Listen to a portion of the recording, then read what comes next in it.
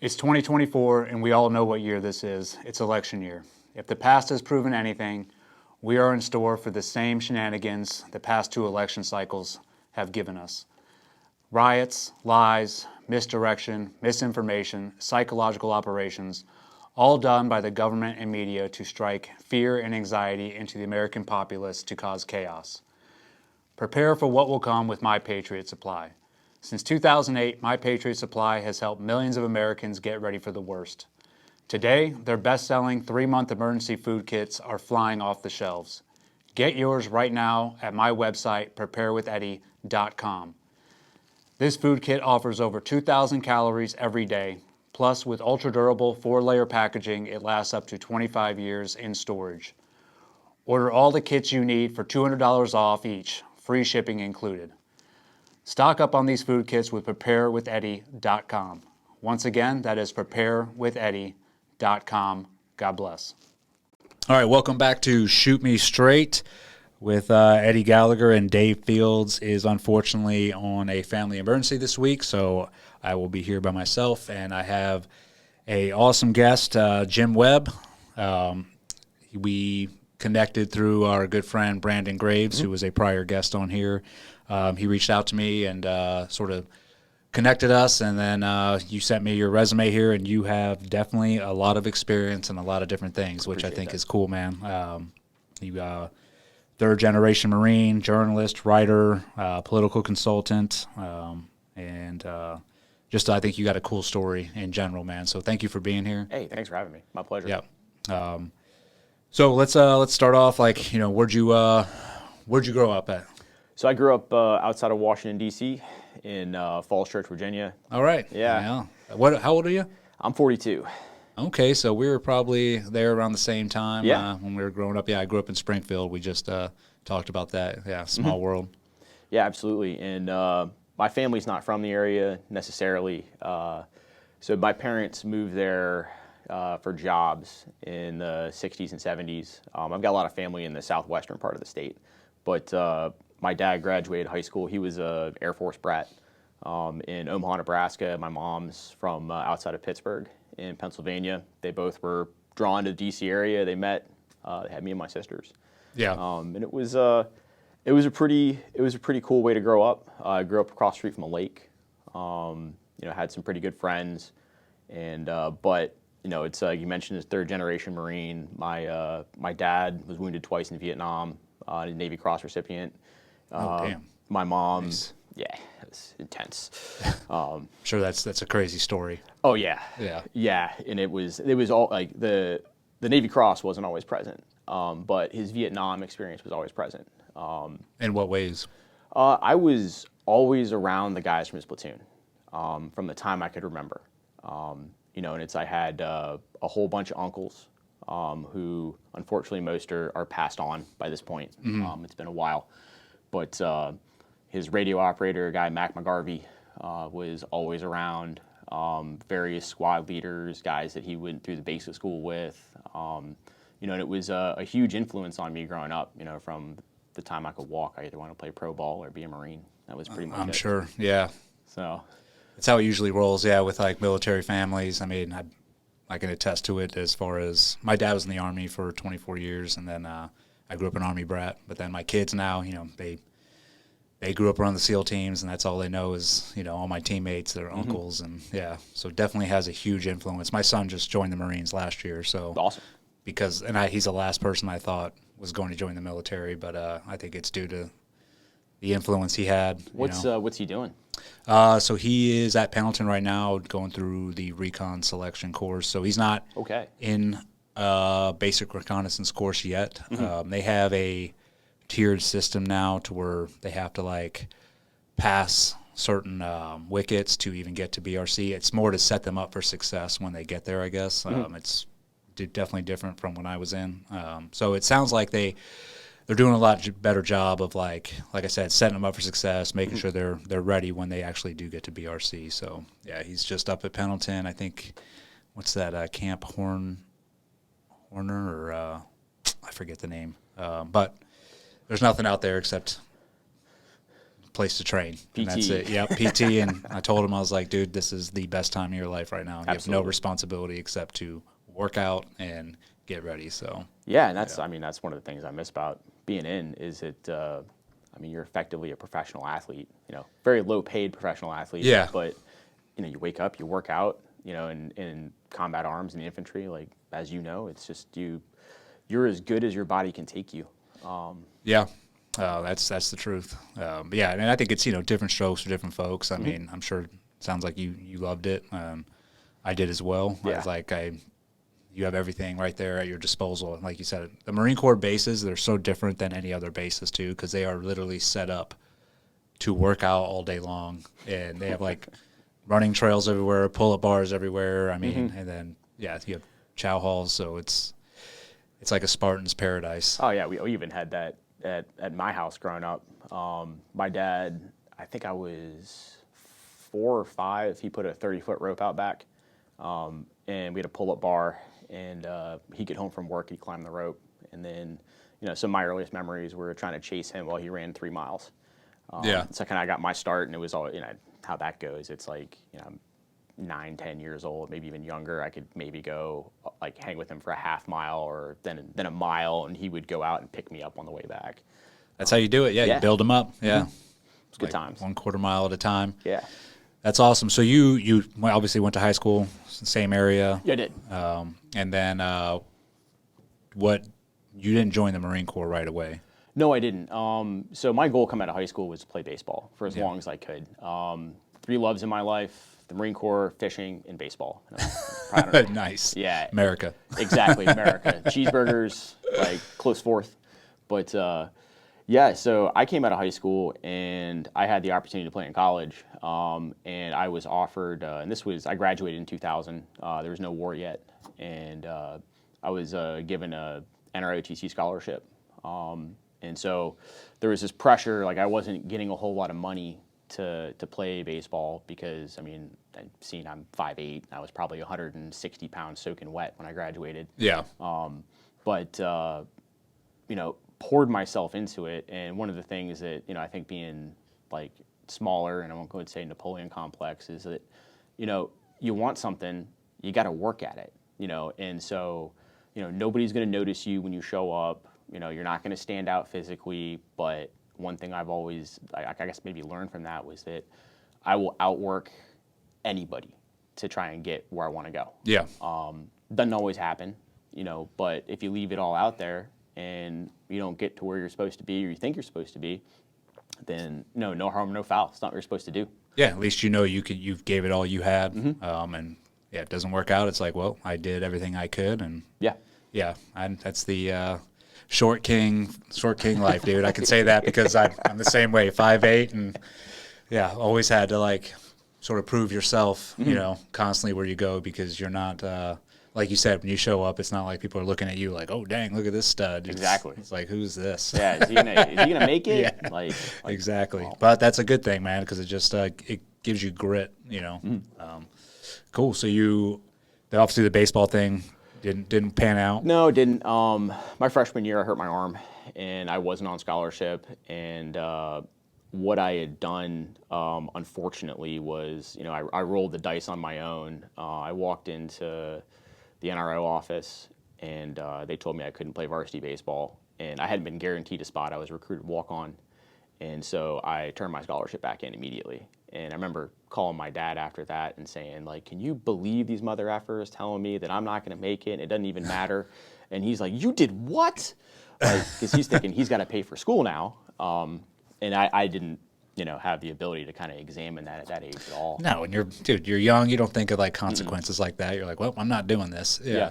And then I blew my arm out in a fall game, and it ended up having my labrum worked on. It took me off the baseball field for 8-9 months. And right as I was recovering and coming back in 2001, 9/11 happened. Like right as we got back to school. Mm-hmm. And I'd had a really good summer season, and I was pumped about giving it another crack. And that threw me for a loop because, my first love was always this country. And, I saw myself, you could talk to me when I was 13, I would tell you, warming up for a baseball game that I was going to, play pro ball and then go be a grunt. Like, it was just going to happen. And I never understood why my teammates would chuckle at me and tell me that's not even humanly possible. Like, and I was still kind of hell bent on that. And so right after, I think it was 9/12 or 9/13, I actually walked into an Army recruiting office. Because one of the things is, like, my dad is a Navy Cross recipient. He's a pretty hardcore Marine, and I wanted to do the same thing but different. Yep. And I'd been sucked into Black Hawk Down and the Rangers and all this, and I walked into the Army recruiting office and I said, hey, I want a contract. And I think at the time, in retrospect, I was used to dealing with Marines, because a couple years later I did about the same thing and it worked out exactly the way I wanted it to. But they asked what I wanted to do, and I had my my ASVAB score already there. Yeah. And said, I want to jump out of helicopters and shoot the enemies of my country in the face. And way over the top, way over the top. And they sat me down and were like, who the heck is this kid? Like, is this a psych case or something? And they had me come back a couple of days later to see if I was still serious. And they had gone over my ASVAB and were like, well, how about computers? How about Intel? How about this? How about that? And I was like, no, I know what I want to do. And in the interim there, like, once again, my dad's my best friend, so I call him and I complain about, like, the treatment I'm getting. Like, can you believe this? They don't want me to sign up. Like, we have a war. Yeah. And I could feel him roll his eyes on the other side of the phone. Probably like freaking Army. Yeah. Yeah. But he did me a solid, and he called the Army ROTC office at Penn State and had a conversation with the CO, and he made me agree that I would give it the rest of the semester, basically go play Army, see how I felt. And by the end of the semester, I had a girlfriend, I had a new network of friends. I had kind of forgotten about baseball for the most part, but was still really unfulfilled with what I was doing. Mm-hmm. And tried to fill that gap. I joined the Penn State boxing team and fought 146 for them. And it was kind of it was a way to physically, I guess, burn out some of that energy. Yeah. And I needed something else to do. And that was pretty cool. The real turning point with all that, I ended up dropping out and enlisting in 2004 when my old man got an agreement to go cover the Marines in Afghanistan for Parade magazine. And he calls me up at Penn State and is like, hey, I'm leaving in a couple weeks, to go do this. What do you think about it? And I was like, that sounds great, but, you should tell him no unless I can come. And I was probably 2 beers deep when I said that. Yeah. It was like a Friday night. I remember I was ironing a shirt to get ready to go out with my roommates. We were taking summer classes. And he says, okay, hold on a second. Hangs up the phone. Like, I put my shirt on, walk out, talk to my roommate, like, completely forget about it. He calls me back and is like, they said yes. You sure you want to do this? And I said, well, like, absolutely. I mean, I couldn't say no to the man. Like, it's, and it goes back to, kind of how I grew up with everybody, from his era of the Marine Corps around. Yeah. And it's a matter of honor. Like, am I man enough to pony up when, the time comes? Yeah. And I felt that was the time. Plus, it seemed kind of like it'd be kind of cool. That'd definitely be a cool experience. I mean, did you know, like, what your role was going to be going with your dad? My initial request was just basically to get me in the room. Like, I'll hump your gear. Like, I'll do whatever. Like, just bring me with you. He initially had a guy named Eddie Adams, like a legendary photographer, assigned to go with him. But I think it was like a week before we left, Eddie Adams got scratched. It turns out he was terminally ill at the time, and he passed a few months later. But I ended up with the camera, being the photographer. Did you have photographer skills? I had a shotgun course to do it. So, was that your pops gave you the shotgun course, like on the way there, sort of like, hey, here's how you do this? Kinda over the years, but then like a real intensive one before we were going. And to to be frank, I had a monopoly on the entire situation. I was the only guy with a camera except for a PAO, and he, like, him being a Vietnam era Marine did not want to have his hand held while we went to different places. He wanted to pick where he went. Yeah, of course. So we got initially dropped in with my future unit 1-6 in the Helmand River Valley. And then, initially it was a Ruskin, and then we took a helicopter ride down to Helmand, and then we drove along the Helmand River for, I don't know how far. We were out there for several days with them, and then we went up to the Pakistani border for a few more days with 3-6. A good friend of mine from high school was out there. That was right on the Kunar River, way, way up north. Yeah. Like, not in the Peck Valley, but the area, like, I guess, like, just to the south of it. It's pretty dicey. I didn't really see a whole lot of contact or anything while I was there. While you were there? Yeah, just some mortars, and a lot of flashing lights at night. What year was this? 2004. Okay. Yeah. All right. That makes sense. Yeah, they had some sporty engagements, but it wasn't like they were really being probed. But it was like, what I took away from that was, it's like I felt like I'd found my spot. Because my job was to get away from him.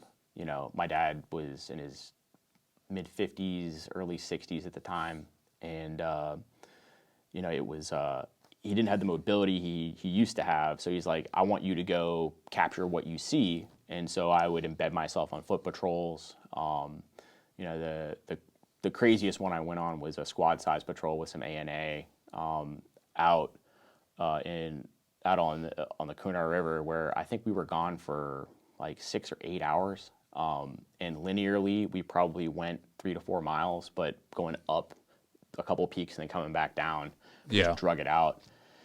And it was simultaneously like the most liberating, terrifying, beautiful experience I'd ever had. It would just reminded me of the Rocky Mountains, except everything was green. Yeah, it's beautiful. Oh, it's majestic. Yeah. Yeah. That's what I've always said that. Yeah. It's gorgeous up there. Yeah. How did the Marines treat you as a tag along? I mean, I really tried to endear myself to him. I brought a couple cases of cigarettes with me, like American tobacco, and I'd just pass them out.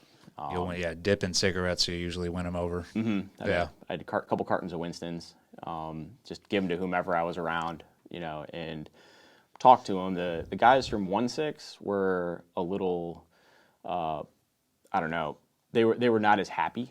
I think they had just had Geraldo out there with them, and they're telling me the condescending Lance Corporal way, like, this is what you should take a picture of, and this, that, and the other thing. But they weren't mean. Guys from 3-6 were a little more laid back. It was a single platoon with an A team, way out in the middle of nowhere. And I also happened to be high school friends with one of their team leaders. So you had an in, sort of a guy vouching for you. Yeah, but it was it was a lot of red assing and stuff like that. But at the same time, it was the environment that I had grown up in. It was I felt like it was kind of like younger version of my dad and his boys out there, and it was fulfilling, and I could not wait to go do it. So we got back in August, and I lasted about another 6 weeks at school. I went back to Penn State, and I guess it was Phantom Fury happened, and one of my close friends from high school ended up in Phantom Fury as a second lieutenant, and it was that was the moment, where it's like, well, the war is now here. I figured it would always be there, but now one of my peers is in it. What am I doing? I'm sitting here, drinking beer up in the mountains of Pennsylvania and going to football games. It's a lot of fun, but this isn't real. So I called a Marine Corps recruiter, and called one in Virginia because I figured I had this scheme. I was going to drop out, try to break it to my parents, all this other stuff. And I asked him, I was like, hey, I want to go infantry. What do I need to do? He's like, when can you be here? That's it? It's like, yeah, that's what you want to do. I was like, okay. So I tore everything down, drove home, signed the paperwork, I believe it was in November, and I had to wait until February to ship to boot camp. Did you tell your dad before you signed the paperwork, or? Yeah, I did. Okay. I did, and he was about as predictable as you think.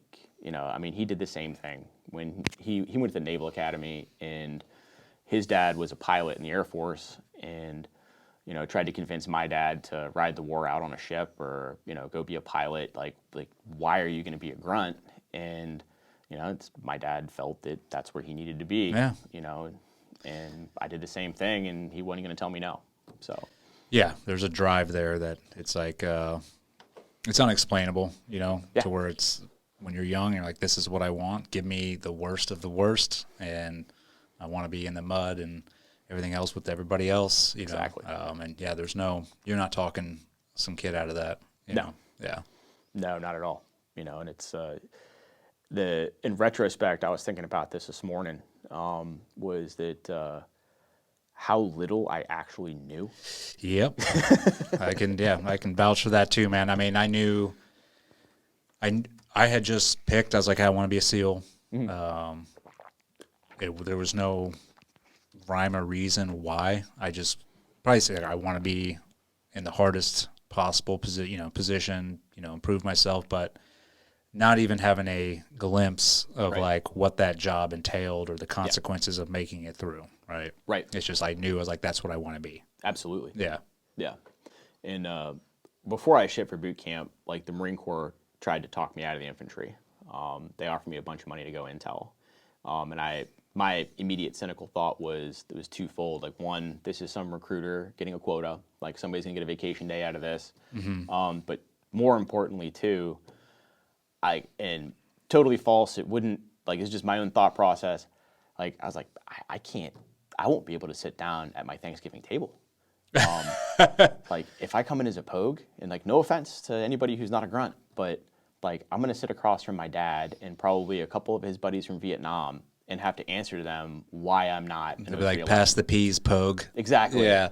Like, how's Camp Couch? Like, Yeah. I mean, for the listeners in the Marines, obviously you have the grunts, which is what I served with as a corpsman.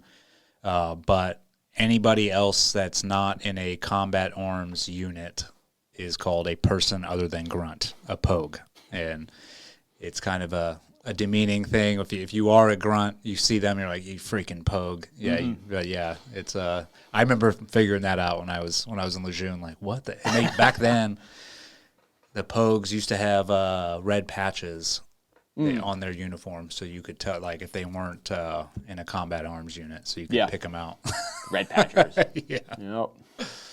Oh, that's awesome. So where'd you go to boot camp at? Paris Island. Paris. All right. So you're a real Marine. Real Marine, East Coast of the old school. Yeah. We Nice. were talking about Pendleton earlier, and I didn't see Pendleton until I was a defense contractor in like 2013, and realized that it was a pretty nice installation. Like, Yeah, Pendleton is nice, man. Southern And it's California. right next to Oceanside. I mean, you can't beat it. no, Lejeune. Did you used to get stationed in Lejeune? I did. Yeah, I did my 4 years there. That's I just went back there recently though. Oh, really?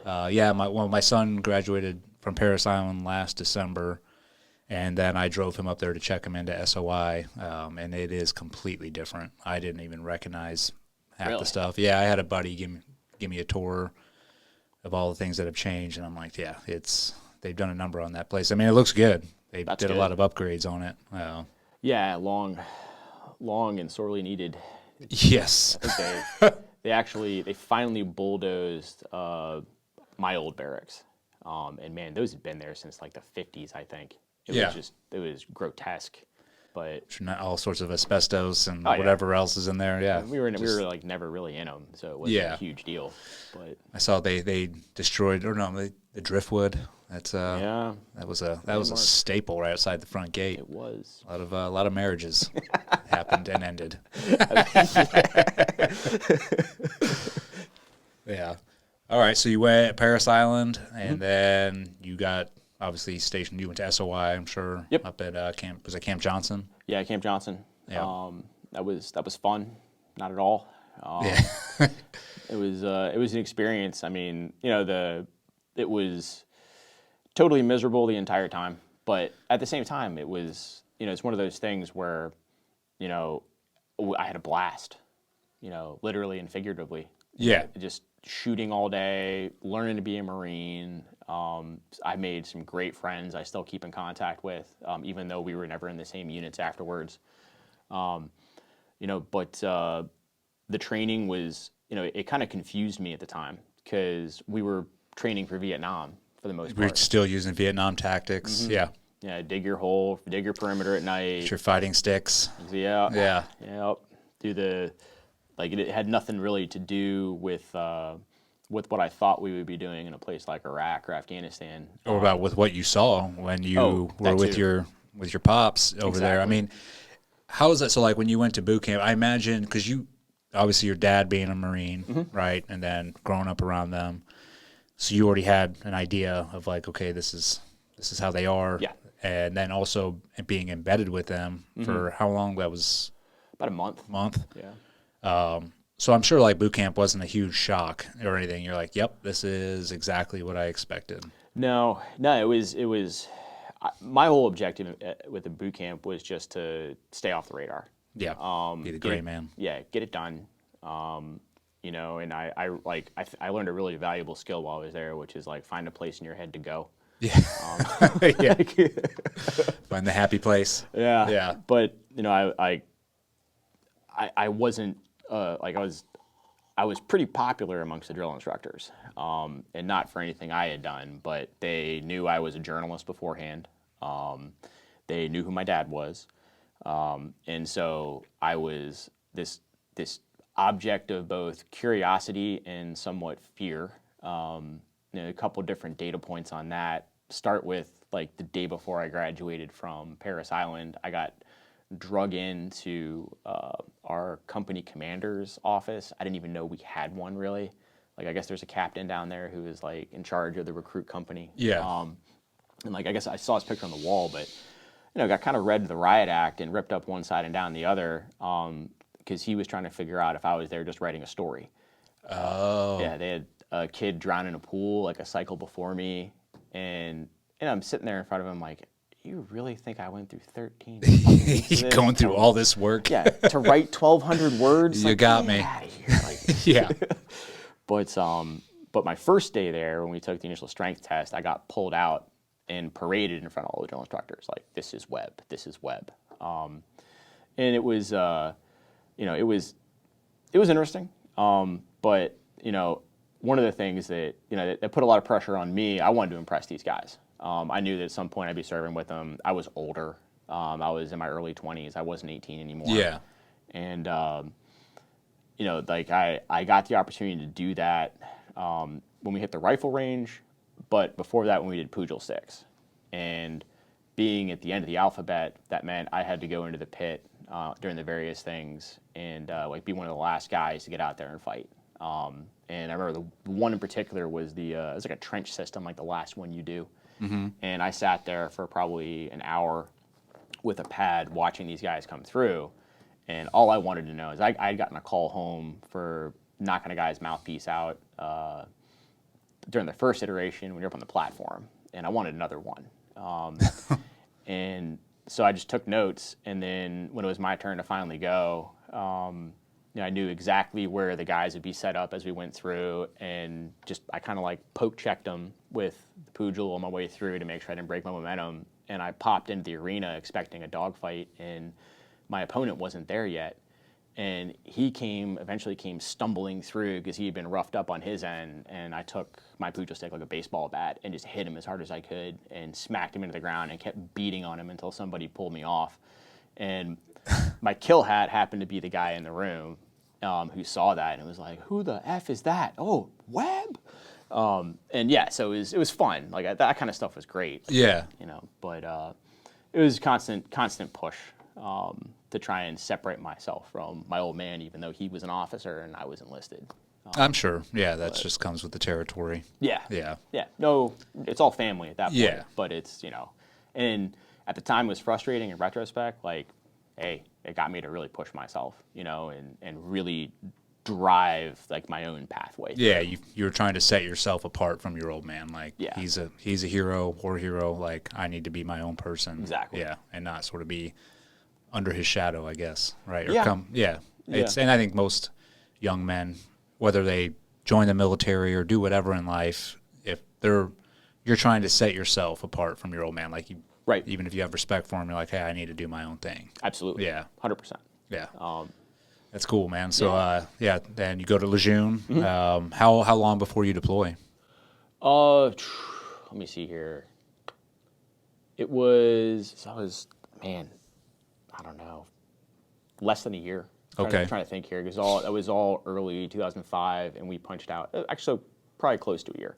So you go through like a whole workup type Whole workup. training. Yeah. And I got dropped to 1-6, and they had just come back from Fallujah. They were in the post Phantom Fury deployment, so they were doing security. I guess other units had swept through. They came in and backfilled, Okay. and it was a mixture of the guys I'd covered in Afghanistan and a bunch of guys coming off their first deployment who had been seriously screwed with by the guys who had been in Afghanistan. So obviously they're going to in turn Oh, yeah. do that to you. Exactly. Yeah, that's the way it goes. Exactly. And it was fun. I mean, all of it was fun. I mean, it was miserable, but it's fun, Yeah, So- that's the way I describe it. I mean, my time with the Marines was probably some of the best times I had, but it was definitely, while you're in it, it's like this is freaking miserable Yeah. at times. I mean, the hazing that goes on, I mean, people have their own thoughts on it. I think it's needed. Yes. Obviously, you can take it too far, but I think, the hazing in the Marine Corps is, when the new boots show up, it's a spectacle. Oh, yeah. For sure. And I tell those stories all the time, man. It's like your own little prison. Mm-hmm. Yeah. I mean, you think about it objectively, you spend, the entire boot camp phase plus the follow-on school phase, tearing this person down and then building them back up into, this, indestructible, like, warrior, for lack of a better term, at least in their own head. So then when they get to their unit, like, you got to kind of bring them back down to reality a little bit. Like, you don't know what you're doing, period. Like, all the schooling and basic training you can have doesn't prepare you necessarily for actual combat. No. It gets you better prepared than a civilian. But the most important thing you can do is listen to the guys who've been there. Like 110,000%. Because they've survived. They know how to operate in those environments. They know, the aspects of the training that have worked, what doesn't work, what you need to do, in order to better yourself individually to prepare. And, if you've got a bunch of headstrong, boots who want to just run around with their PSE stripe in, the dress blues in town, like thinking that they're chesty puller. Yeah. They're not yet. You got to make sure they understand that. Yeah, you got to bring them back to reality a little bit. Yeah. Yeah. So Yeah. a little extra military instruction never really hurt. Nice. So you obviously did the whole workup and then deployed to Ramadi. Ramadi. And how hot and heavy was it then? It was. Because I know around that time frame, Yeah. it was pretty bad. It was pretty spicy. So I think an important contextual thing was I knew Ramadi was bad. I think everybody knew Ramadi was bad. 3-8 was in Ramadi before us, and there was an expectation at 1-6 that we were going to get a med float or something because they had 2 hard deployments in a row. With Afghanistan off the Mew and then Fallujah, and I guess the Lance Corporal Underground had kind of said that we're going to get a pass on this one. And I remember when they called us out, or called our company, weapons company, out in formation to tell us where actually we were going. You could have heard a pin drop, after they made that announcement. Yeah. Because 3-8 was getting pretty banged up, and it was in the paper and the local paper almost every day. And that completely shifted the mindset of what we were doing. I'm sure. That's what I was wondering. Yeah, Yeah. what the mindset. I'm sure. Were there guys that had obviously been to Fallujah and Afghanistan that were probably wanting that break? Like, hey, Yeah. we earned this to get a break. And then 100%. when they got told that news, I'm sure they're like, son of a bitch, Absolutely. we're going back. Yeah. But then I'm sure for you guys, you're probably like, yes, like this is where I want to go. Yeah, I mean, it's I got what I wished for, right? You know, Yeah. dropped out of college to go fight in a war and was getting to go to one of the hottest spots in Iraq. Yep. And you know, it started when we got on the deck, right away. You know, it's one of these moments. It's seared in my brain forever. Is my first day at Hurricane Point, where, you know, I wasn't part of the Advon into country, but I somehow ended up in the Advon over to Hurricane Point. So it was just like we left on, like, I think it was like September 6th, and then I was patrolling Ramadi on September 12th, like somewhere in there. Like it was less than a week.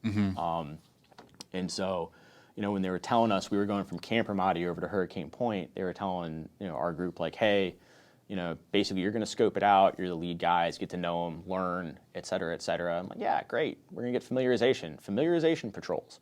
And Patrol to contact. exactly. Like, I don't know who these guys are. I didn't get their name, but we get there and they ask for volunteers from 1-6 to go do left seat, right seat. So like, okay, put my hand up. All right, let's go do this. And may as well get it over with. And we get in the Humvee, and like the 3-8 guys, it's the driver, the gunner. I was in the VC seat, and the actual VC was in the back, or vehicle commander. Yeah. They're like, this is their last patrol, and they are giddy, laughing, yucking it up, relaxed, exhausted, you know, like where you are at the end of a deployment. Yes. And, you know, like I've got my map, you know, I'm looking at the Blue Force tracker. I'm trying to do all these things like a boot. And asked him like, hey, what are we going to do? And the guy said, well, we're going to pop your cherry. And I was like, fucking excuse me? Like, what are you going to do? He's like, yeah, we're going to roll around until we get into contact. It's not going to be long. It takes about 5 minutes around here. And that's exactly what we did. We went like 3 blocks down, turned right, like stopped, part of the movement dismounted, and then it was immediate contact. There was a back and forth, and then it was like almost like cordial, like where the firefight ended. The insurgents decided to break contact. We got back in our vehicles, went back, and then right as we pulled inside of Hurricane Point again, like 2 or 3 mortars followed us. Yep. And I got in my vehicle and was just like, oh my God, this is day 1. I got 209 more days of this. Like, whoo. Yeah, and those, you know, in my experience, those turnover ops where you're doing the right seat, left seat are the most dangerous operations to go on because, like you said, you had one unit who had been there the whole time, and that was their last time going out. Yep. And whether people want to admit it or not, it happens in every branch. There's complacency that sets in, right? They're used to it. They're like, yeah, whatever, you know, we're going out, we'll get in this quick contact. Even the mindset of like, yeah, we're just going to drive out and get shot at, right? Yeah. And then you have you, who's fresh, coming in, and usually what I've seen too with units, like, and I've been part of them too. Like you come in, you're aggressive. You're like, let's get after it. Like we're here to, you know, do work. And then so you have both these. One's complacent, and one is probably overly aggressive. And usually during those operations is where, I mean, at least in the SEAL teams, we lose some guys during that, just because it's a dangerous mixture. Yeah, and that what you just hit on characterized like the next 8 to 12 weeks of our experience there. You know, and we had a fantastic battalion commander. I think he's a 2-star now, Journey, who really, really, really cared about his Marines, and a fantastic sergeant major at the same time. But you know what can you do? Like we fell in on 3-8. And we fell in basically on their plan. And they had fallen in on somebody else's plan. What was the objective? So initially, there didn't really seem to be one, just to be frank. Yeah, that's why I mean. It's a lot of what we would do is route clearance in weapons company. Everything was route clearance oriented, clearing IEDs so that the line companies could push out on foot. Yeah. But the way that we did that, it just appeared nonsensical. It was we would, like, for example, we would clear a main road, like one of the MSRs, not even MSR, but like inside the city main route. But then we would have platoons and teams punch out and just randomly satellite patrol on the outside of the main movement, which made no sense because we're clearing a route, but then you have me over here. Yeah. And then you go into the company operations center and there's like 100, 200 IEDs on the board, like recognized at any given time. So how many are you missing? And then during the daytime, we would do, like, I guess we called it presence patrolling, where we would kind of like roll around and just hit houses. Were you guys going off of intel, like hitting these houses, or was it just like, hey, let's go and start clearing? Yes and no. Yeah. But a lot of the times it was no, like where we would punch out with a sister platoon, and then they would operate an area, and then we would disrupt in another area. And they would, we'd flip back and forth, and sometimes we would hit places that, we'd have intel on. Funny story about that later, but the majority of it was just kind of, that one looks decent, or that one has an overwatch position, and you go in and bounce around and come back out. Yeah. That all changed very dramatically. I think we were in place operational the second week of September. On October 20th or 21st, depending on what side of the date line you're on, it changed completely for us, where we were still doing the satellite patrolling component. And, even after a few weeks of that, a lot of us felt that, it was almost like playing Russian roulette, because there were so many near misses. I got hit by an IED I think it was like September 20th, September 22nd. We were coming back from clearing another IED, and then my platoon got hit again. My truck got hit. So a vehicle ID? Yeah. Thankfully, nobody was hurt seriously, but it was a shock. And it was one of the more surreal experiences of my life, where we were probably complacent coming back, and then we're driving down the road, and it was sunny and warm, and all of a sudden, I just see this white light, like it's just a white light, and I looked over, and it was like as if I could watch every grain of sand inside the vehicle just float next to me, and this probably happened in a quarter of a second. Yeah.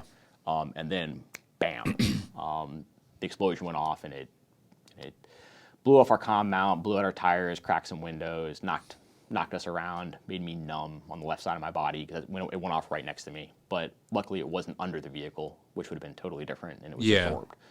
Knocked the vehicle out of commission, and not a huge deal, comparatively speaking.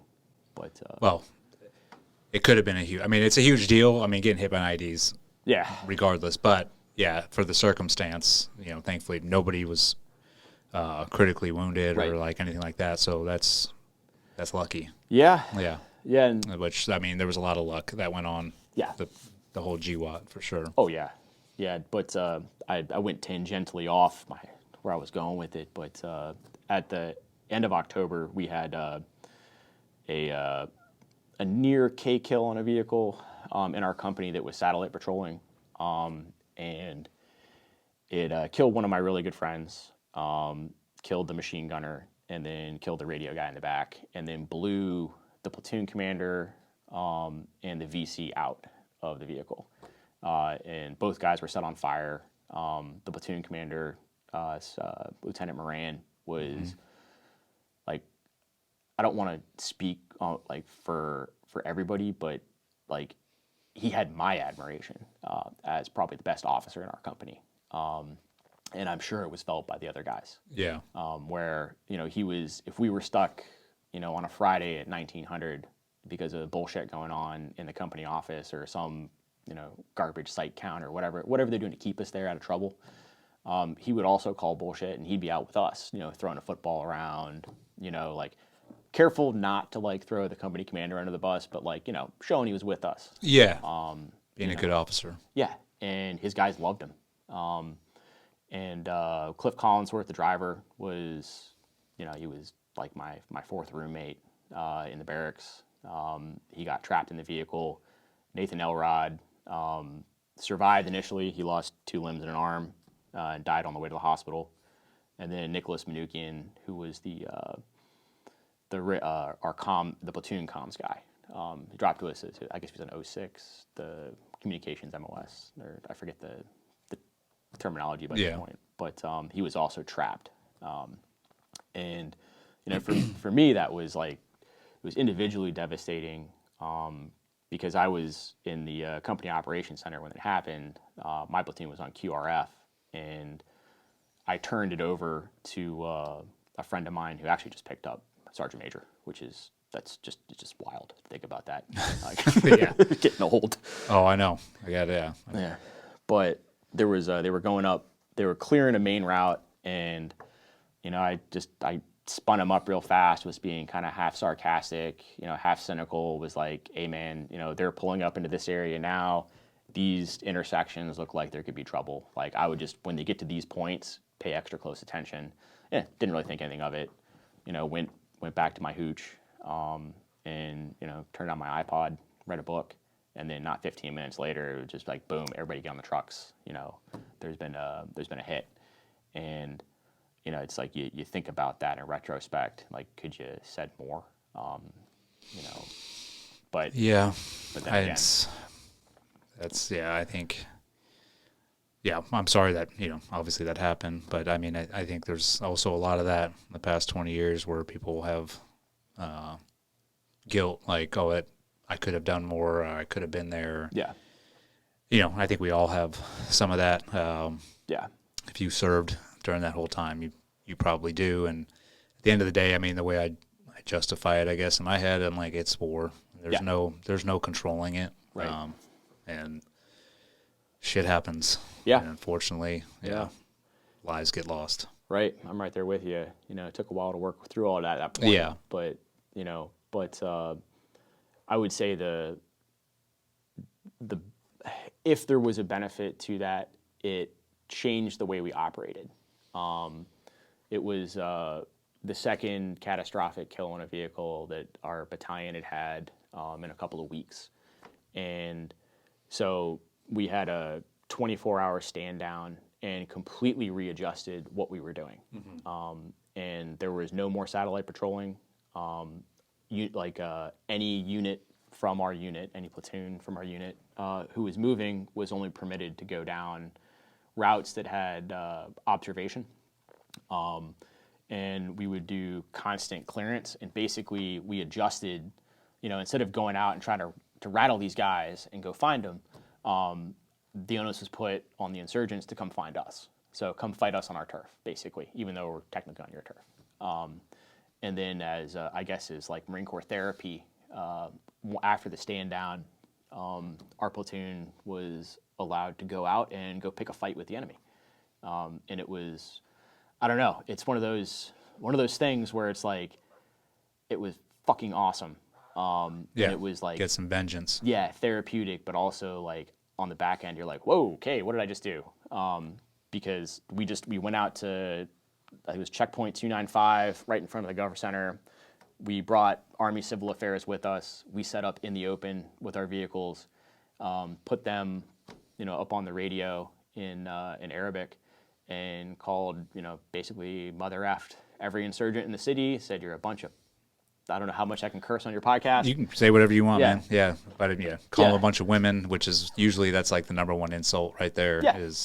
Yeah, it's like, I mean, every name in the book. Yeah. And they showed up, and like I think, I mean, it's like a boxing match, right? Like, you can tell when you get hit, but you're not really sure what you're doing to the other guy. But we were all fine, and we pretty well fucked them up, and then went home, you know. And it was a good feeling at the time, I guess. Do you think that sort of gave you some, I don't know, like made you feel fulfilled at least to go and get some, like in vengeance of the brothers that you lost? Absolutely, 100%. And you know, I think the added benefit was like it was one of those rare opportunities, to control the contact. Where we were the aggressor, and the guys who came out to fight us, clearly wanted some. There was nobody caught in the middle who didn't want to be there. And we sat there until they showed themselves, and shot them. So it was pretty cool. Good. Pretty cool. So, but. Yeah. Do you have different thoughts on it now, or? Yeah, I mean, yeah, you get older. Yeah. It's. I mean, I accept the fact it didn't change the outcome of the war, completely. I think that's got a lot to do with it. Yeah, but it's. I mean, the way I view it now is it's an experience that not many people get. But all of it, the entire military experience, and these kind of incidents in particular, it may take a while for you to work through them or whatever. Everybody's got their own process for this kind of stuff. But you push yourself out to a limit, where you find out you can't break. Yeah. And then the rest of your life, that's your boundary. That's how far you can go, and you can't replace that. No. So that's the way I look at it too. Mm-hmm. It was an experience. Obviously, there's mixed feelings about now, especially I think the older we get, and then the more facts come out about what we were really over there doing. Obviously, that can muddle, everybody's thoughts of why they were there, and for some, I've seen guys go the route of they're completely depressed and it's what was it worth and why do we even do that? For me, I'm we can't control that outcome either. We didn't even know during the time. I mean, we thought we were all over there doing a righteous job. Yeah.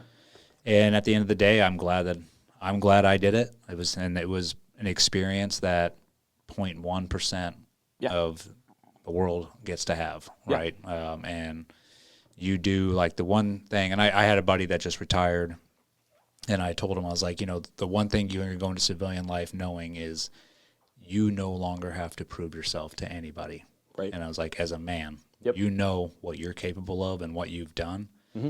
And while you're in, you really don't understand that because you're around other men that are like you. But when you get out and you meet other civilians and other guys who are and you see them, they're always trying to puff their chest out and I'm this and that. And a lot of that's just insecurity. Oh yeah. Where if you've been there, done that, it's I don't need to prove anything. Yeah. Right. And I think that is a blessing. So that's the way I look at it. And I do know whether people have their thoughts on the war, and I have mine, but I know that we did take out evil. I saw it firsthand, and so I can stand on that alone. Absolutely. So. No, 100%. I completely agree with you. I mean, I thought some of the rationale before I even joined the Marine Corps was bunky about Iraq in particular. Afghanistan, completely different story. But at the same time, I come from a family that's fought in every American war, going back to French and Indian. Nobody's a career guy, but it's if the country needs you, you step up. You can sort the rest of the crap out later. Yep. So you go right. So you finish that tour, and then you still got some time on your enlistment. I did, and so I tried out for stay, and I got selected for stay platoon. Took that month-long screener. Was that when you get back? Or? Ours was fast. Okay. It was real fast. I think and a lot of the guys are probably gonna listen to this, but I think the platoon had an idea of who they wanted on the front end. There wasn't a whole lot of boat space in the platoon left. Okay. They weren't having much turnover, and gutted that out, and then went over there, and that was really for the first time in the Marine Corps. I love the Marine Corps, but being in state platoon was my home. Those guys, the attitude, the proficiency, it's what I joined the military to do. And then I went and completely and totally fucked it up. Did you get in trouble? No. I applied for MECEP, the commissioning program. Oh, you go to the dark side? I wanted to. Yeah. And it was once again I went through the entire workup with stay, and when it came time to deploy, we did a MEU workup the entire time. And we knew, like, we were told we're not going back to Iraq. And, like, okay. And, like, I didn't think I was going to get selected for MESAP, but I did, because I was, like, 80% through college. I'd already had an ROTC scholarship, and probably decent evaluations. I could always PT, and I can always shoot. So I get selected, and I talked to my platoon commander about it, because I tried to play a line out to try and figure out, like, where our deployment was going to go. And nobody could figure this out. And I talked to Lieutenant Mann, and had a no bullshit conversation, because he was the S2 when we were in Ramadi. And it's like, hey, sir, if you can tell me that we're going to be going, to war, then I'm going to stay with you guys. But if this is just going to be a med float, like, I'm obviously career oriented here, I should go ahead and do MESAP. And he said, it's just going to be a med float, Webb. And I said, okay. So I started the process of cutting my orders to go to MESAP. And then the last day that I was at 1-6, they got orders to go directly to Afghanistan. The ship was sailing without them. They were being flown in, and they were just having a straight ground deployment. And there was nothing I could do. You couldn't change. No. Oh, It was over. That had to be a hard one. It was. It got even harder, because over the course of that deployment, Justin Cooper, who was a good friend of mine and my team leader, was killed. Another friend of mine in that engagement took a round to the plate and survived. And then Lieutenant Mann ended up dying when a building collapsed on him. And, like, you had, that is color. That's tough enough. But, like, I went from Ramadi to a workup to college, like a college campus in DC, like, within months. Like, there was no real buffer period. And I got dropped in there, and it was a change of pace I didn't really want. Yeah, I can imagine, like, going from that to college. Yeah. And having to sort of reorientate yourself into now I'm here amongst all these kids, pretty much. Mm-hmm.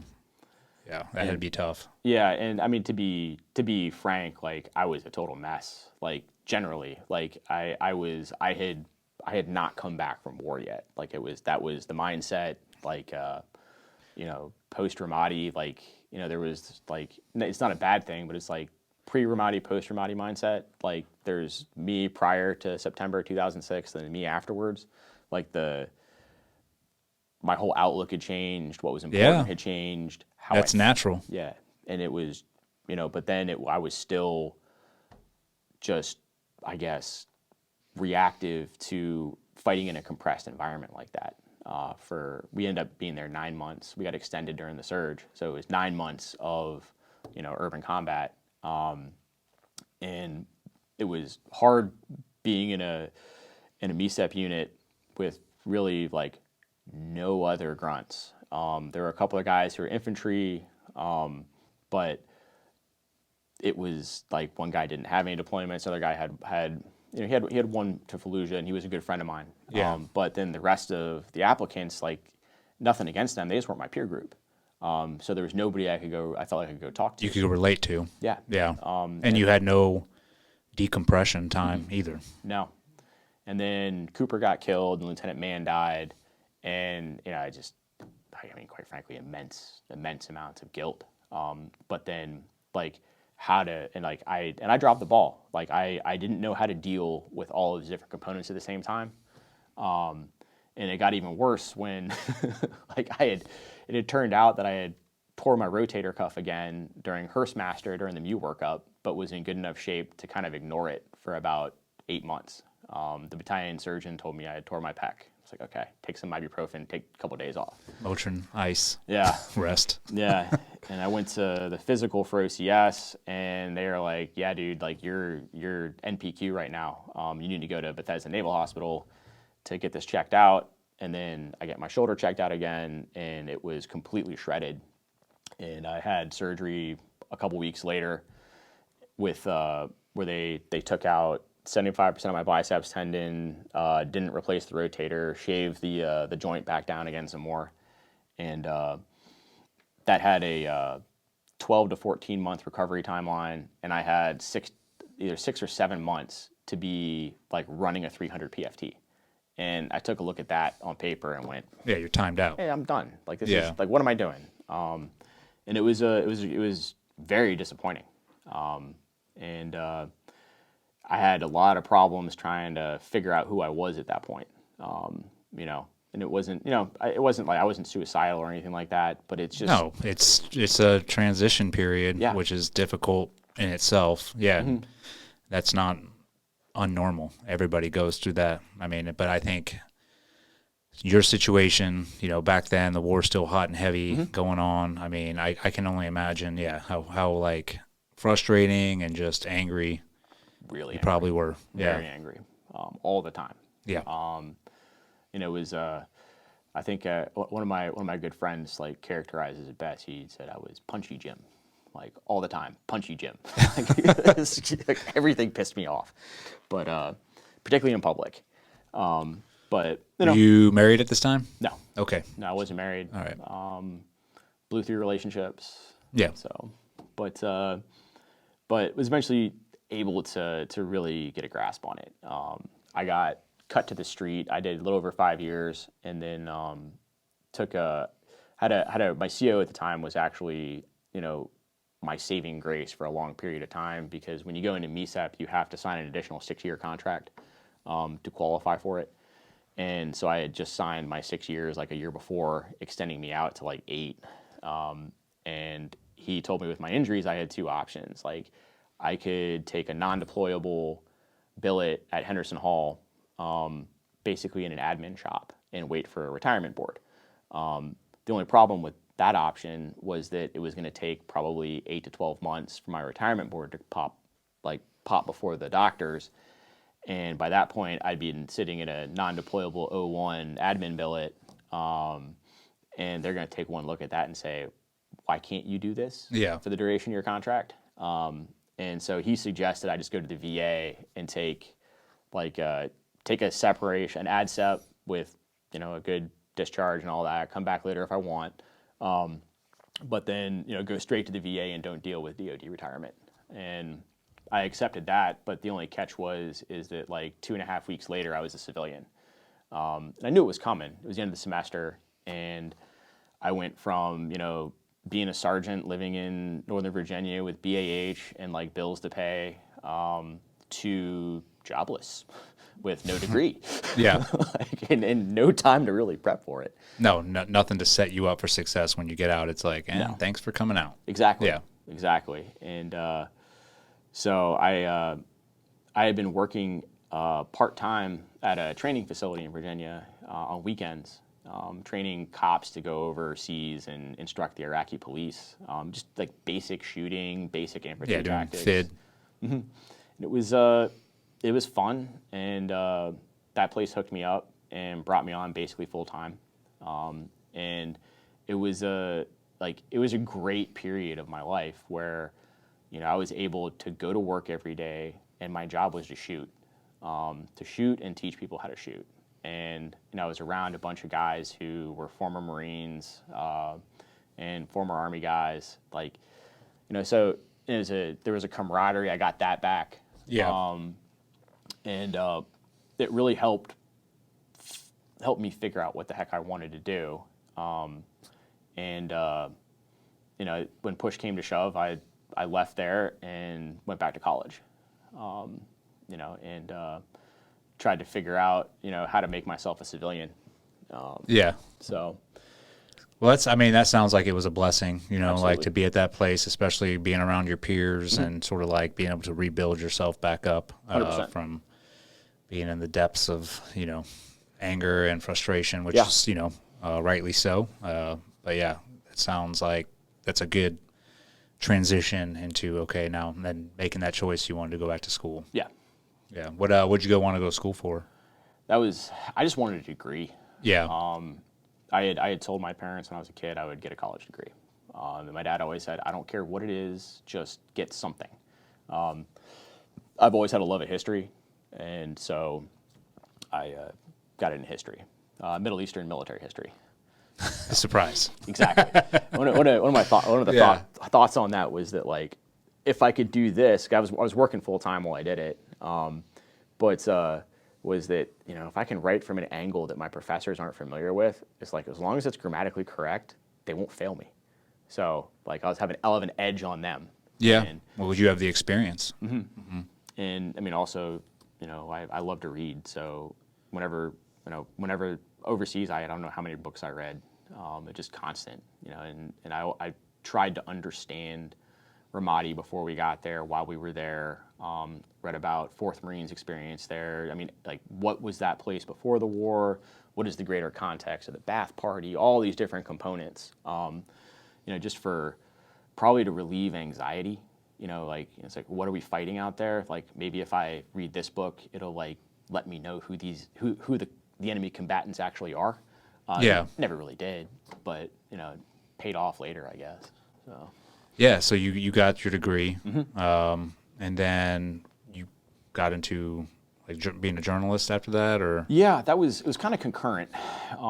So, like, you know, one of the things, like, I don't know, it's people ask me, like, how do you transition out of the military? Like, how do you get going in something else? And I've always said, just grab on to what you like and try to run it to ground. It doesn't always work. Yeah. But it's the best place to start, in my opinion, at least. Well, yeah, it gives you a purpose, and that's, you know, I think that's the big advice. You know, find a purpose, and I think people confuse that, coming from, like, you know, our backgrounds, especially having a purpose like being in the infantry units, going to war. I mean, that your purpose really can't get too much bigger than that. Exactly.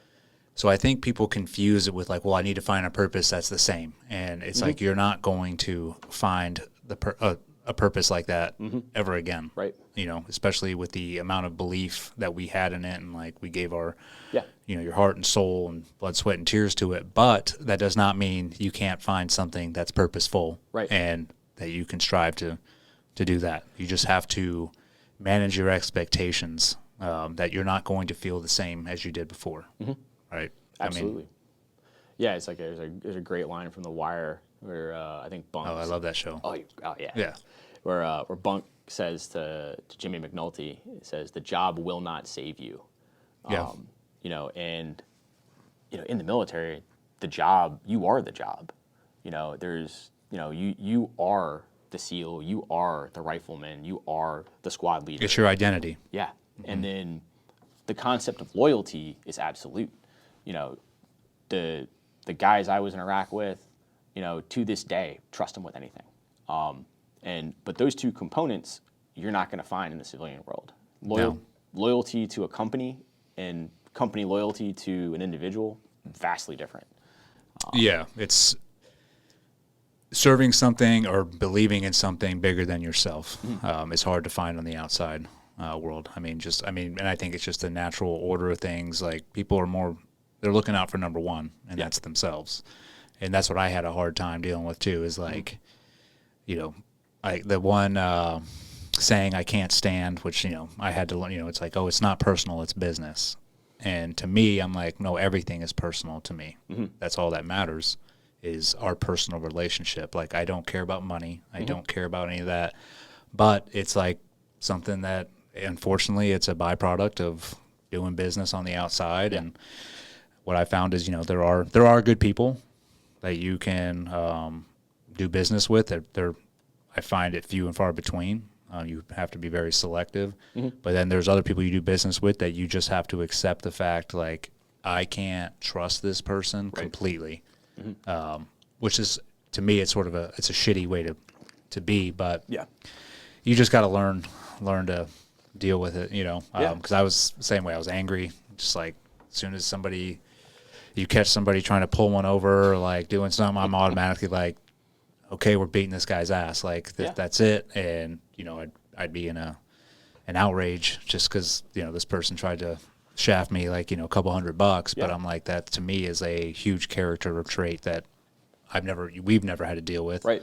But yeah, I've had to learn as I go, you know. Thank God I got my wife to she's calmed me down a little bit. But yeah, but that's a huge part of the transition process as well.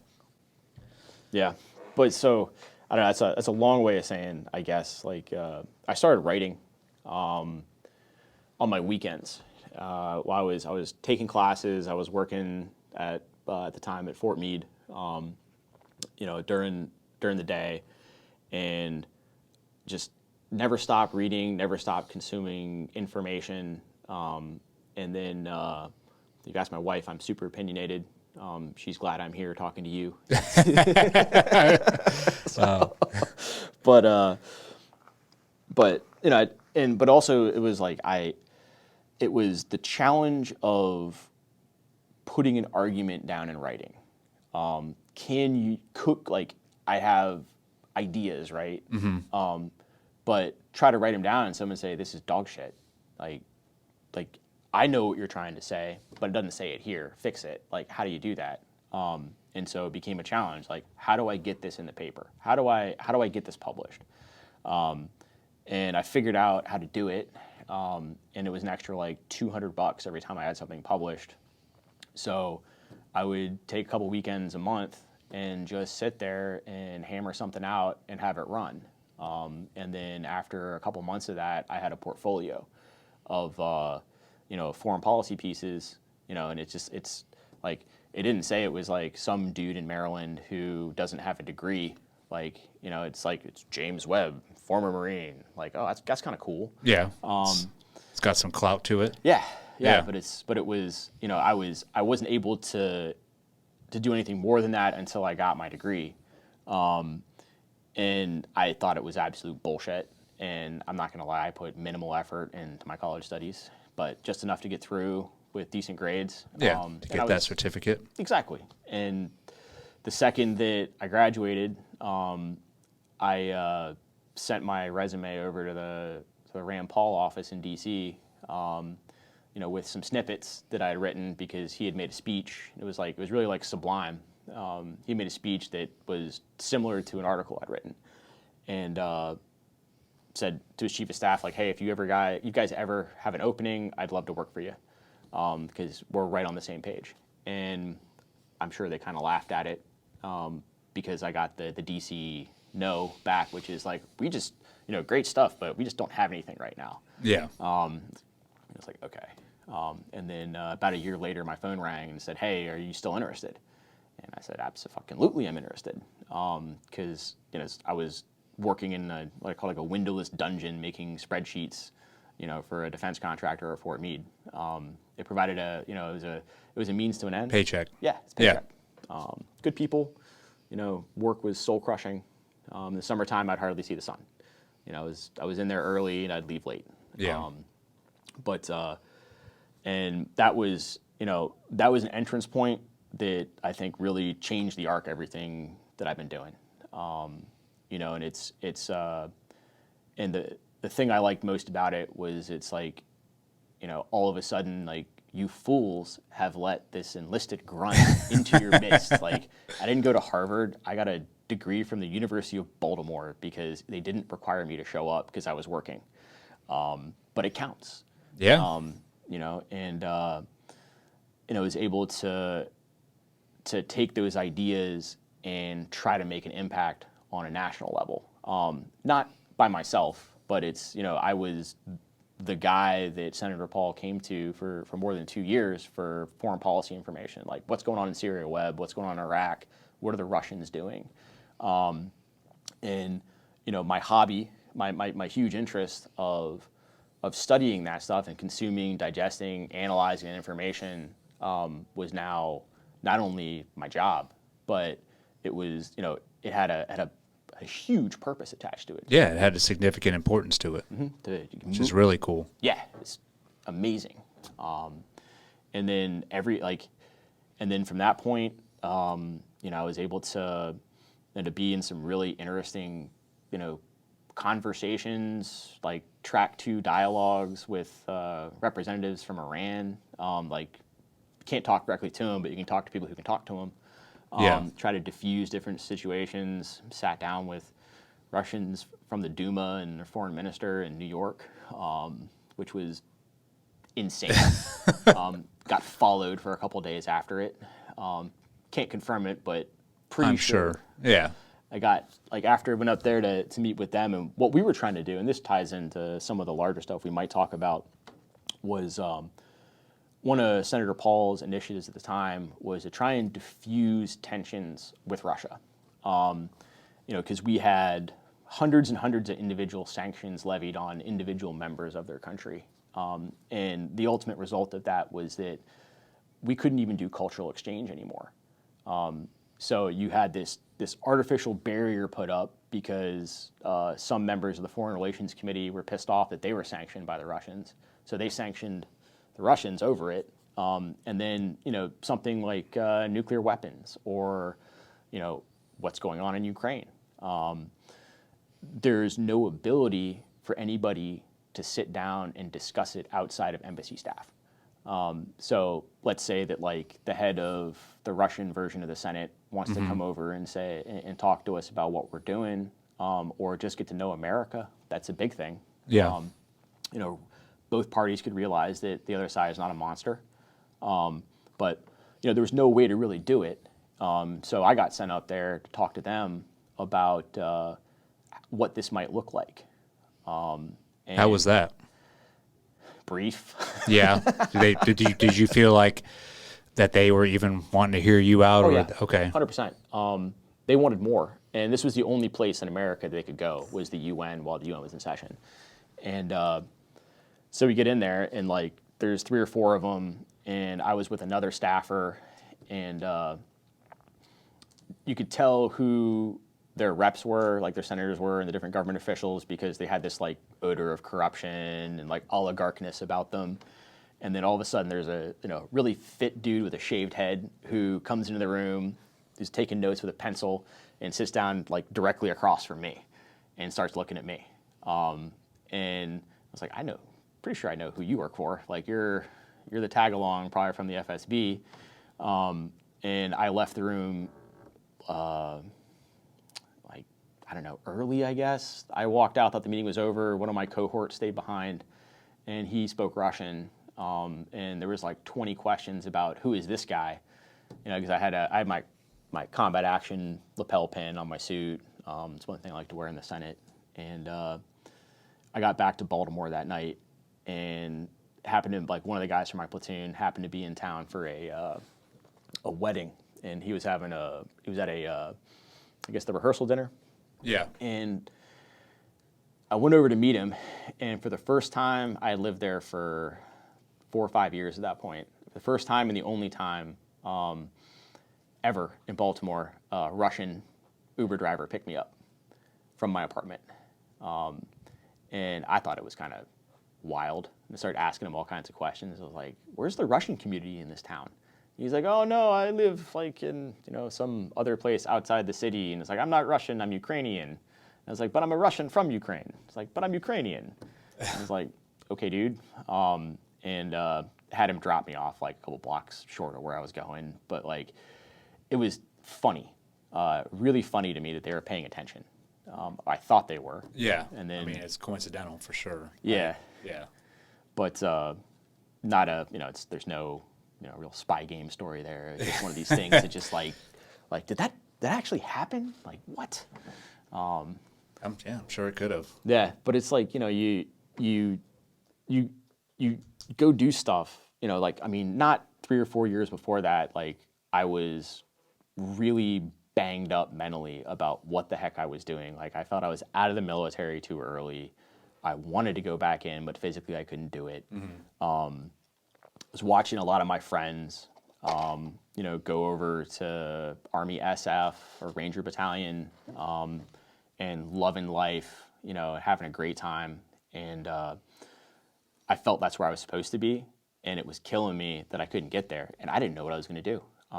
And then within a couple of years of just, keeping your head down, or keeping my head down, and driving towards an objective, which wasn't even the primary objective. It was just like, hey, I want to write, right? I want to find a way to get published and see if people agree with whatever the heck I have to come up with in my head. Yeah. And then all of a sudden, I'm in the UN with, like, these dudes. Like, just like, how did that happen? but it's awesome. Yeah, that's really awesome. And I'm super thankful for it. Like it's I don't know, maybe the lesson from that is just keep your head down, keep working. You never know what's going to go on. That's grind it out. Yeah. Yeah. Just work hard, stay humble. Yeah. Yeah, absolutely. What so you were at Rand Paul's office for a couple years? Yeah, I was there for 2.5 years. Okay. And I left right as COVID happened. I left in, well, actually, right about this time in 2020. Everything, I was burned out on DC. You know, it's like, I think we talked about this before, it's high school with paychecks. Yeah. And the idealism which caused me to join the Marine Corps was also, or a component of it, was also very present in my decision to go work on Capitol Hill. It's like, you know, they don't have, you know, the enlisted experience up here. You know, they're going to listen. You know, they should, because I've got the on-the-ground quals. They may have gone to college. And what I came to find out was they really didn't give a shit. Like it didn't think I was a unique snowflake or anything like that, but they, if anything, that kind of experience undermined the agenda that's going on up there. What is the agenda? At risk of sounding like a, you know, some kind of Yahoo, it's empire. You know, it's empire, but it is like it is fueled by special interests from all over the place, which don't really. There's no plan. It's just like it's this mishmash of, you know, the military-industrial complex, foreign entities which want our hard and soft power to make their lives better. You know, money descending on the U.S. government, you know, in order to enable it for their whims. Yeah. And The Hunger Games. basically, yeah. That's I have watched that movie, the series, probably within the past 3 years, 4 times. Yeah. My kids love it, you know, and I mean it's a good, you know, it's an entertaining series, but every time I watch it, I'm just like, this is what it's like in the Capitol. Yeah. That Pan Am, whatever they call it. I'm like, that's pretty much what's going on. Right. Yeah. Yeah. The DC is filled with elitists that don't really care about. They don't. I mean, you know, and you'll get arguments like, "Oh, there's some good ones up there." Yeah, there are, and I think they're few and far between. But the majority of them don't care about this country. No, they don't care about the people in it. Nope. They care about themselves and how much money are they going to make while they're in office. Absolutely. And it's not. They don't. I don't even think they hide it anymore. It's like out in the open. So 100%. yeah. You know, and it's I think a decent way to illustrate that is through one of the last things I did on Capitol Hill. You know, and it was like I found myself having to work harder and harder and harder to try and like make a dent on the Foreign Relations Committee, because like despite the fact that, you know, I was an infantry Marine with combat experience who had worked as a defense contractor and had all these different like pieces which you think would, you know, provide an informed perspective, what's going on globally or what we should do. What do the guys on the ground think? I could, even at that point in time, even today, I can call 5 or 10 different guys who are still in and be like, what do you think? You know, about X, Y, or Z, you know, and get the ground truth. You know, like I got a really good friend of mine who's still a Green Beret. Like I found out like post fact that he was one of the guys hunting Coney, like when that was all the rage in Washington. But you know, but they don't care. His perspective was, this is a crock of shit. Please get me out of here. But you know, the fact that you know is a threat, and then they self-select through these academic institutions to ensure that they get the same prototype over and over again. And when it comes to issues like war, I think that let me back up a little bit. I'm getting out. Maybe delete that. But You're good. We'll go back to the last piece of legislation I worked on, which was on the Nord Stream pipeline, Nord Stream 2, which was all the hubbub, I guess, about a year ago, and everybody's forgotten about it, about it being blown up. Yeah. Yeah. You still don't know who blew it up? Yeah, we still don't know. Who does it benefit, though? Well, who does it? Benefits us. Yeah. 100%. You know, there's a couple different components on this. Like, to set the table here, if you look at historically, whenever countries have deep economic ties, they don't go to war. The kickoff point for the Japanese in World War II was the U.S. oil embargo. Right up until that point, we were still talking. But once we cut economic ties with them, they had nothing left to lose except to whack Pearl Harbor. Because what else could they do? Like, their entire empire was going to collapse without oil, and they couldn't produce it, so they had to go get it. The last, like, with it between Russia and Germany, the Russians and the Germans have always had a very deep economic overlap. The Russians need German industry, the Germans need Russian grain, Ukrainian grain. The last train of grain left Russia, like, as the Germans were crossing the SP on Barbarossa in 1941. Like, that's how connected they are. Russian liquid natural gas is much cheaper to produce, just based on its purity. I'm not an expert on oil, but it's of better quality, and if you can pipeline it, it's cheaper than putting it on ships. American liquid natural gas it comes from shale. There's a couple extra steps you have to go through. They have had to reconfigure all the ports in Germany and the Netherlands to accommodate the specific kind of gas that comes off U.S. ships coming out of the shale fields. Helps the U.S. economy. It drags down the European economy. So getting rid of Nord Stream is very bad for Germany, very bad for everybody else. In 2019, there was an attempt by Ted Cruz to shut down the final stages of construction of Nord Stream 2. Nord Stream 1 was already running. Nord Stream 2, all that was going to do was, make it easier and cheaper for the Germans to purchase fuel. Yeah. And, we're still mostly in the industrial era. So your economy is based off of, how cheap you can produce energy. Like, that's the baseline. How, look at here. Like, when gas goes up to $5 a gallon, what happens to food prices? That's truckers. Is an offset there. You end up paying for it. So Ted Cruz had this idea, and I think he eventually got his way, and then he really got his way when it got blown up. I'm not saying he did it personally, but maybe. Like, he is kind of the penguin. It's a bad joke, but he wrote a bill that would sanction any NATO country participating in the final completion of Nord Stream 2. My job as Rand Paul's guy on the Foreign Relations Committee, and mostly what we were trying to do was just prevent it from getting worse, prevent all of our engagements overseas from getting worse, just slow everything down. So it became my job to try and block and kill it. And I did my utmost. I won for a while. And one of the funnier conversations I had with a guy was with his staffer who went to Harvard about the bill. And he calls me and tries to charm me up, and he's like, saying how this is great for security, great for this, great for that. And I just said flat out to him, like, hey, man, like, do you think it's a good idea to sanction our NATO allies economically, over something that they want to do, and it's 90% complete? And he gave the basic spiel. It's like, well, they'll be relying on Putin, and Putin can turn everything off.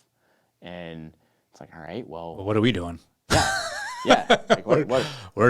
Aren't we putting sanctions on it to turn it off? Like, yeah, we haven't, like, Yeah. But and then I told him that it was it's probably the single dumbest fucking thing I'd heard. I didn't care where he went to school, because, like, when I questioned him, his next move was, I've written all these sanctions bills, and I went to Harvard, and I have this degree, Yeah. and I'm like, fuck what you've done. Like, you're a pasty, bald, 32-year-old like who looks like he's 60 and it doesn't have any life experience. But that was the mentality. It's like, well, it's in their best interest for us to do this for them, to force them to buy our gas. And it's like, well, okay, where's Ted Cruz from? Like, he's from Texas. You know, and what does Texas do? They provide petroleum. You know, and there were other bits and pieces to that, like other senators who were on it who had a vested interest in, you know, selling lots more American gas. But the ultimate question at the end of that is, you know, how does something like that make America more secure? How does it make America more prosperous? How does it improve our reputation overseas? You know, if we're willing to treat our supposed closest allies on Earth as if they're like petulant children who need to keep their hand out of the cookie jar, I would say it's a massively negative impact. I would say it's pretty arrogant. Yeah, 100%. Yeah. Yeah, hubristic. Yeah. Like, it's bad, but that's the attitude that permeates everything. And you know, you can find tidbits of this in every engagement going back to the Iraq War in 2003. The setup for it, at least. Yeah. So The argument. exactly For it, right. Yeah, it's in your best interest. And well, you know, politically, you know, maybe I spend too much time like reading by myself and asking questions of my dog who doesn't respond. But if you start taking a look at, you know, different political currents in the U.S., like, you know, everybody's really concerned with the rise of woke America and the forces that are behind that. Yeah. I tend to completely agree. I mean, it's very Maoist, if nothing else. But, you know, how did we get there? If you ask the left, it's because they admit that they've captured the educational system. They said they captured the public school system in the early 1990s, but the university system even before that. If you look at the advisors within the Pentagon who were the major proponents of the invasion of Iraq, they were not, they didn't just come up with that in 2001. They had papers, Paul Wolfowitz, Richard Pearl. There's a paper called A Clean Break that was written in the mid-1990s by the aforementioned individuals, talking about how they would secure the realm for Israel in the Middle East, with Iraq being a primary target. They had to get rid of Saddam Hussein, and they were going to take down, I believe it was Iraq, Syria, Egypt may have been in there, but it was a series of countries with the last one culminating with Iran. And it was not really even looked at for a number of years. But So what was the purpose of taking all that down? to make Israel more secure. Okay. Those were the major challenges for Israel to exist as a state. All right. And like, yeah, they can have their opinion. That's great. But these are people who were working inside of DOD making policy. It's like, okay, so go back to education for a second. What is the common thread in the majority of these people? It's like, well, they all come out of the University of Chicago. And a lot of them were prior very far left. They're all educated at the University of Chicago in the 1960s. You know, and some of them were avowed Trotskyites. And I don't want to throw too many names out there, but they learned this stuff. And a key component of Trotskyism is that you never stop expanding revolution, and you primarily do it with the barrel of a gun. You know, if a country cannot be convinced that your ideology is the correct one to use, like, well, you got to go help them and show them the way. So, yeah, you flash forward, Yeah. like, and you flash forward and like you think about like the Cold War. Like my dad was in DOD for most of the Cold War. Like the appeal of America in all of these areas was that like we're not going to bomb the shit out of you. We're going to make you rich. Like if you want to go be a communist, go be a communist. But you're going to be, you know, you're going to be oppressed. You're going to be ruled by a different country. who's going to impose their will on you. You're going to be impoverished. And in order to get that done, if you don't like it, they're going to come here and basically shoot their way in, like the way they did in Europe and Afghanistan. Yeah. And somehow between like 1990 and 2003, we lost the bubble on that, just my opinion here. And the Iraq War was launched very much in that vein, where it was in the best interest of the American people. It was in the best interest of the Iraqis that we go over there and we just drop millions of pounds of freedom on them. Yeah. And they will see the light. Oh yes, take out Saddam, which is probably one of the biggest mistakes that we made. I think. I agree with you. I mean, yeah. I mean, I kind of figured that out. After I'm a slow learner, but 10 years into the war, I think I was in Afghanistan. We had just started the coin strategy in Afghanistan, and I remember that was presented to us like the last 3 months of my. I forget which deployment it was. But I remember I was like, what are we doing now? And they're like, you're going to go live amongst the villagers, and you are going to gain their trust and respect and get them to take on our values, and help build them back up. And so my question was, we've just been kicking doors in all these villages, beating the shit out of them, smoking dudes. Now you want us to go back out there and live amongst them and win them over? And yes, that's exactly what we want you to do. And I remember just thinking at that point, I was like, and I don't consider myself the brightest person, but I was like, this does not make any sense at all. And that's when I was like, we're not trying to win here.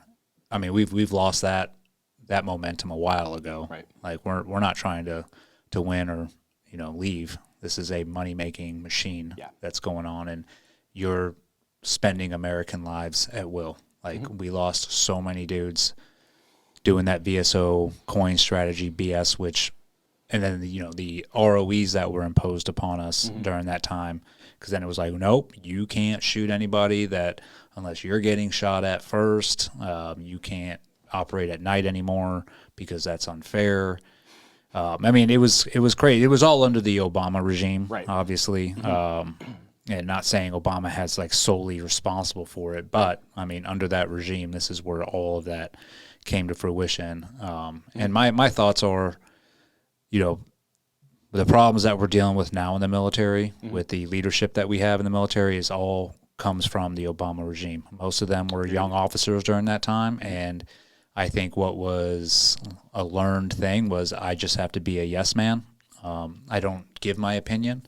I saw what happens when you do. I think it was when McChrystal or Petraeus, one of them, sort of said, this isn't working. Boom, fired. Yeah. You're gone. Yeah. So that deterred anybody from saying anything different than, yes, what we're doing works. And so it created a bunch of yes man officers who could not think on their own or stand up or speak and have a backbone. And I think that's who we have in charge now. They're all admirals, generals, and, I think watching the Afghan withdrawal is the perfect depiction of this is what happens when you promote people who have not earned that rank, who have no experience, who have just yes-manned their way to the top. Yeah. And now you have this. Yeah. Yeah, 100%. I mean, giving up Bagram, like prior, and it's almost like a cliche at this point. And I mean, I could have had my youngest son be like, hey, man, real quick, 5 minutes. What do you think the best route is to go here? And I'm not saying he would have gave the most tactically proficient answer, but it would have been better than what they did, for sure. That's, whew. Yeah. Yeah, I mean, I remember when we gave up the Bagram Airfield. I was working for Coffee or Die, and that was my beat. And a friend of mine who spent 20 years in a Ranger Regiment sent me a text message with a video, and it was probably, the video was probably, I don't know, 30 seconds, but it was from a building in Bagram, and you could kind of see like a little bird zipping by, but they were absolutely just tearing some shit up. And what he told me was like, we just left Bagram, and the Rangers, effectively gave him a big fuck you on the way out. And this was like, I think it was right before a long weekend. I want to say it was July 4th. And I was like in the middle of a run. I was living in St. Louis, and like it was like 3 o'clock in the afternoon. I just wanted to like finish my run and then go to the river and fish for the weekend. And it's like, is this verifiable? Called the guy who was in charge and was like, hey, here's what I got. And he's also a ranger. And it's like, nah, they wouldn't do that. Yeah. Yeah. It's like, okay. He's like, yeah, just watch this over the weekend. If you see something, write it. I was like, okay. No big deal. And like, it was just this thought, like, yeah, you spent all this money building this massive freaking facility that has security, like has layers of security that you control. You control all the high ground. Yeah, control everything, and you're gonna cough it up. And the worst part about it is that no one said a word. No, Like and no one that's said an answer for it. no, and that's what goes back to these generals and admirals that are in charge now. I mean, Milley and thank God he's out, but Yeah. But Austin and all them, they just passed the buck, and they're like, well, that's what Biden wanted. And I'm like, well, you're the senior military advisor in the White House. It's your job to be like, hey, sir, this plan does not work. But none of you stepped up and said that, did you? Because you're all used to just nodding your head, being like, okay. But what's I was thinking about this the other night too, man. Like, they didn't have that stance when Trump was in office. Right. And as a matter of fact, they did everything to go against him. Yeah. And then, I mean, Milley admits it. I mean, he was talking to the Chinese, like, I'll tell you every move, which is treason. But that's what blows my mind is they are also bought off by the left, by the wokeism or whatever you want to call it, that they can't see the forest through the trees. That all they can see is just like, this is how I make rank. Right. This is how I get to the next level. And I don't care how many American lives it costs. Right. I will get there. Yeah. And it's pathetic, and it's still going on to this day. I mean, our military is in a crisis right now with the recruitment and just all the BS that they have these guys doing. I mean, I talked to my buddy who's a the Master Chief now at one of the teams, and the stuff he's telling me that goes on, it's like atrocious to where, I mean, they have it's almost like they have HR at each team now to where Lord. kids can, and these are SEALs, can sit there and, oh, well, I don't like the way I'm being talked to, this and that, and they're all taken seriously, and that's just one little factor, Right. of what's going on. But I mean, I think I saw this week kind of culture culminating around 2014, 15 within the community that I was in. I could just tell, I was like, something is going on here, Right. Especially when they started telling me and some of my peers, like, you guys are too old school. You need to reform yourselves. And as soon as I heard that, I'm like, there's no such thing as old school. Right. There's one way that we've been doing things, and it's been working. So right there was a red flag.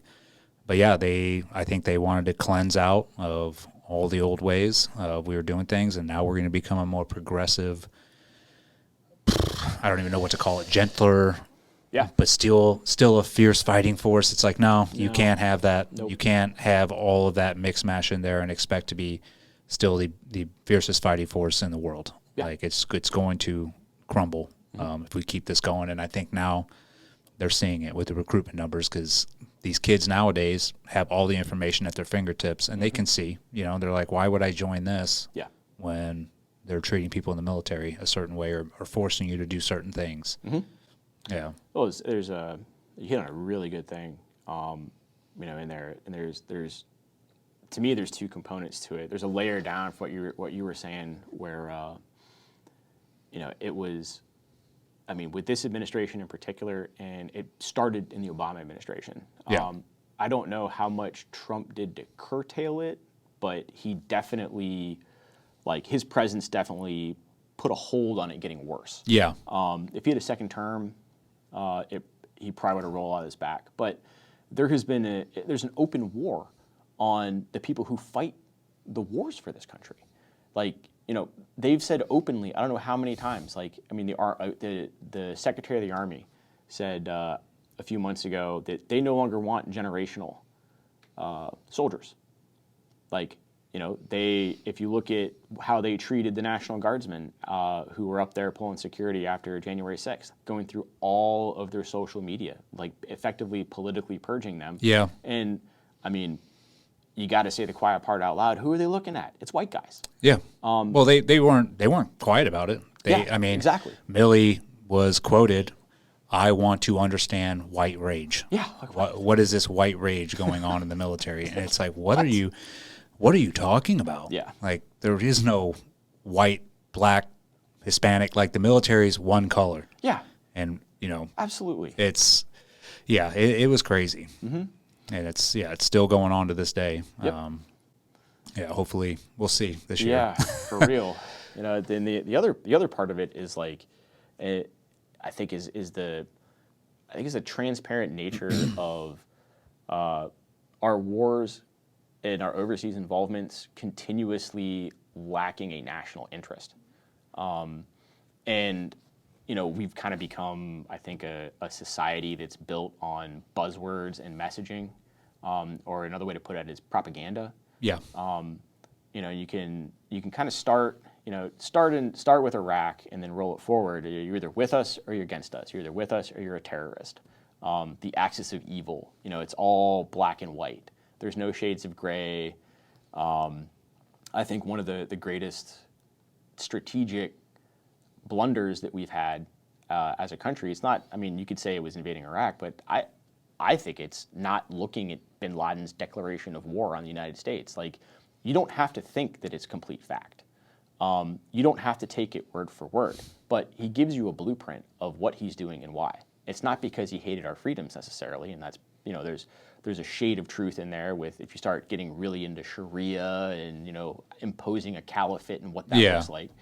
But, I mean, he said straight up, it's the Israeli-Palestinian conflict and the fact you're here, period. Like, that's why I'm coming for you. You're killing my people, so I'm going to kill yours. And not saying you have to negotiate with a guy like that, but, you know, trying to convince Americans that he hates cheeseburgers and football on Sunday is a stretch. But if you follow that attitude forward to our current situation, like, and I like to look at Ukraine and Russia more than anything else. Yeah, I'd like to know your thoughts on that. Okay, let's open this can. Yeah. But starts with the fact that no one in the United States knows the first thing. I wouldn't say no one. Very few people know the first thing about what Ukraine means to Russia or what we've been doing there. Therefore, like, you can't have a rational debate about it. Like, you. Well, and I also think the amount of information that's put out about it, it's like you don't know what to believe. That too. Right? Yeah. It's like people can look into it, and depending on what article you read, it can say the complete opposite of another article you read. So you're like, well, which one's the truth? Yeah. And why are we involved? Right. I mean, and that's what I mean. I looked at, I was looking into it and just trying to understand. And at the end of the day, like, I'm in complete disagreement with it. And that's not even from a, like, deep knowledge of, like, what we're doing there. It's just from, like, that's not our problem. Exactly. And we've played this game the past 20 years. Like, and guess what? We just found out that none of that was worth it. I mean, by the way we left. So why are we now sending our men and women over, possibly to go fight another war? And I think, from my experience, it's all just to make the military-industrial complex even richer. They want to keep that business going. Right. And they're willing to delve into anything to, we're going to get involved in that. And now we're going to start bankrolling again. Right. And it's only a matter of time, I truly believe, that they put boots on the ground. I think you're right. I unfortunately think you're right. I never thought that would be the case 3 years ago. But they're slow rolling it. Yeah, and it's there's, like what you're saying, you don't know, what to believe, and I've tried to figure out these different things on my own. But the one thing I come back to time and time again is the fact that Ukrainian casualties are a state secret. We don't know how many guys they've lost. Like, why? Like, you keep telling me that they're winning this war, but how come you guys don't know your own casualty numbers? But you do. Yeah. like, and you don't know, and you know you're effectively on, like, what are they on, like the 8th, 9th, 10th round of conscription. Where are the first half dozen rounds? And if you're winning and you've drafted all of these guys, why are the lines on the map moving the wrong direction? Yeah. So that's it's pretty apparent that they're losing, and probably losing in a really, really bad way. And I mean, I think long term it's going to be a horrific stain on American honor, because all we've done is enable the Ukrainians to get killed. Yeah, we're sort of like pumping them up, being like, "You got this," and Exactly. just sending them in waves to the front line to get. Go bleed Russia for us. Yeah, You know. Oh, you guys lost a couple thousand. Well, here's another 1.6 million. Exactly. Keep at it. Yeah. Yeah. Yeah, and it's and ultimately, you know, like the foundational question is like what you said, like what is, whether Ukraine is Ukraine or if Ukraine is part of Russia, what does it matter to the United States?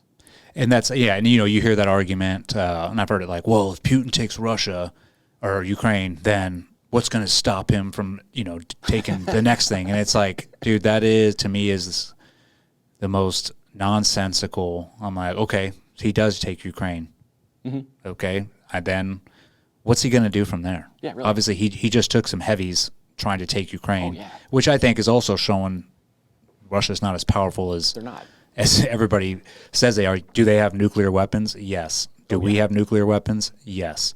But to sit there and like build them up to be this like, well, if they take Ukraine, then they're going to take the rest of the world. It's like, dude, it's been taking them 3 years and they're not even done with Ukraine. If it's the United States rolled in there, we'd have it done within a half a year. Yep. Right? Yep. So that argument to me is like invalid. I agree completely. yeah. You know, and you can't, like, there's a flip side to that too, where it's like, you know, they're talking about how they're going to break Russia. You know, look at all the casualties they're taking. Look how stupid these guys are. You know, they're using, you know, meat assaults, all these different components. But then they'll say, you know, they're fighting like a 18th century militia, but at the same time they're going to march all the way to Paris. Like you gotta pick one or the other. Like you can't have both. It's all, and to me, it's all fear-based, you know, same buzzwords like we talked about before, which led us into the Iraq war. Like, if this doesn't happen, it's always like the worst case scenario. But, you know, I think that the issue is there's something else going on, which I can't put my finger on it, but I know it has to do with corruption up in the D.C. level. I know there are politicians getting rich off this war. 100%. Like, what about the Bidens, like being involved business-wise with the Ukrainians? I mean, the fact that all that is just like overlooked, like this is how dumb we've become as a country. Like no one can critically think on their own. They just want to be told what to think and be like, that's what I believe, and that's it. Yeah, and it's become, I mean, it's, you know, in the attitude towards the Ukraine war, what really bothers me about it is that it's reflecting the attitudes about how Americans feel about each other. You know, there's no gray anymore. You're either good or you're bad. You're either moral or you're not. Yeah, depending on what side you're on. Yeah, and there's no, like, with the war itself, you know, Putin is evil. I don't think he's a good guy, but I think there's reasons he's doing what he's doing. And I think that we could probably find a way to like have an adult conversation about, you know, why he's willing to expend so much, you know, blood and treasure to take out the Ukrainian military. Yeah. And it's not necessarily because he wants Paris. You know, it goes to NATO effectively absorbing Ukraine as a client state, and putting Moscow within short-range missile distance, like very, very powerful missile distance, cruise missile distance, and which would deny them, you know, more than anything else, it would deny them the ability to respond. They wouldn't be able to intercept anything coming across, you know. So how would we feel if, you know, the Russians absorbed part of Canada or Mexico, and moved, they could whack Washington D.C. with, you know, we wouldn't know it until the missiles hit. We probably have a problem with that. Yeah. You know, and do something about it. We definitely would. Oh, 100%. Yeah, We've done I it for a mean, lot less. And that's what's great, and I'm not advocating for Putin either, but I'm like, at the same time, on a tactical level, like, I would agree with him. I'd be like, yeah, if NATO takes Ukraine, Yeah.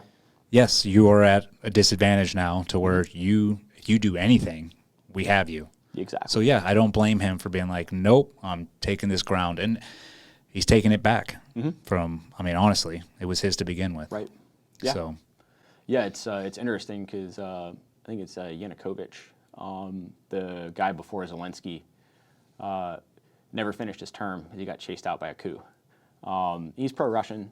There's two sides of that story, but it's like you're saying, like the government was deposed, and all of a sudden we got our guy, who's in there, doing basically whatever we want. And yeah, he's our puppet. yeah, and if you run this back, it actually goes to the Obama administration. Like in 2014 was the Maidan, but at the same time, it appears, and I think I'm right with this, that Ukraine is kind of the last project of Hillary Clinton. That's the way I look at it, where when she was Secretary of State, she fomented a series of color revolutions around the world. Libya, Egypt, Syria, and then Ukraine was the last one. It's the only one that hasn't totally failed yet. And, I just don't understand why more people don't stand up and recognize that. I mean, it'd be a great way for a politician out there to key in on some of the polarization that's going on. Be like, yeah, this is Hillary Clinton's project, and like everything else she's touched, it's turned to dog shit. Yeah. And do you want to get nuked over her mistake? But it's not out there. No, and if it's probably it would get blocked Yeah. if it did get out there, censored or yeah. I mean, and then also I don't think the American populace has the attention to Right. they can't pay attention to anything for more than 2 days, which Yeah. is why you have a constant like stream of distractions coming out every 2 days. Like, oh, now look at this. Oh, look at Johnny Depp's trial, or look at it's all just bullshit to cover up from the tactical games that are actually being played around the world. And I think if people actually did pay attention, they'd be a little bit more concerned, Right. But I don't think people want that. I think people just want to feel comfortable. Everything's fine and dandy. Just let me live my life and get my McDonald's and do whatever it's like and live the American life. But it's, yeah, I mean, we're at a scary time right now for sure. Yeah, I think the Ukraine war. So there's a couple different things about it. I think it's going to come to a rapid conclusion, but I think the Russians are deliberately slowing it down because they don't want NATO to freak out if there's a breakthrough. But also the strange tangent I went on about cultural exchange earlier. We no longer understand them. The Russian way of war is not the American way of war. They conduct industrial wars of attrition, and they think about their objectives very different. Yeah. I think the centerpiece of the way we do it is the invasion of Iraq, which is hardcore maneuver warfare, capture the flag. Just go punch through, whack these guys, take the objective, call it a day. They have never really done that.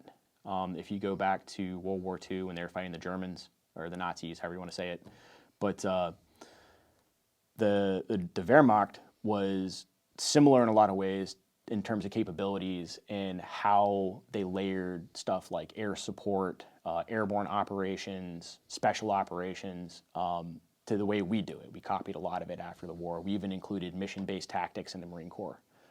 They called it Auftragstaktik. The Russians understood that they could never stand and fight them man for man. They just didn't have the material, they didn't have the doctrine, so they couldn't, it's like, I don't know, if a team went out there and tried to emulate Tom Brady and the Patriots, right? Yeah. They're not gonna be able to do it. There's only one Tom Brady. And I don't like the Patriots, but so their objective in World War II was just to break the back of the Wehrmacht, like destroy enough of their material, enough of their manpower where they can no longer coherently conduct offensive operations and just break these guys down and roll them up. Yeah. If you look at the statements from Moscow on their special military operation, as they call it, Their objective is not to take Kiev. It's straight up to destroy the Ukrainian military. The siege of Bakhmut was, I think, a really good example of that. They had no interest in like really quickly capturing Bakhmut. They turned it deliberately. It looks like they turned it deliberately into a meat grinder. And to back that up, if you look at the units that were involved on both sides, the Ukrainians committed basically the cream of their mechanized forces, the cream of their special operations capabilities to defend the city. And like, I mean, as you know, urban combat's a really bad place, and it's a great place to waste talent if you've got it. Yeah. Because you're going to take a shit ton of casualties. It's just the nature of it. Conversely, this was like, I mean, everybody's forgotten about the Wagner group. Yeah. Lot to be explored there, but you know, they've got different levels. You know, they're more than likely, you know, a product of Russian intelligence.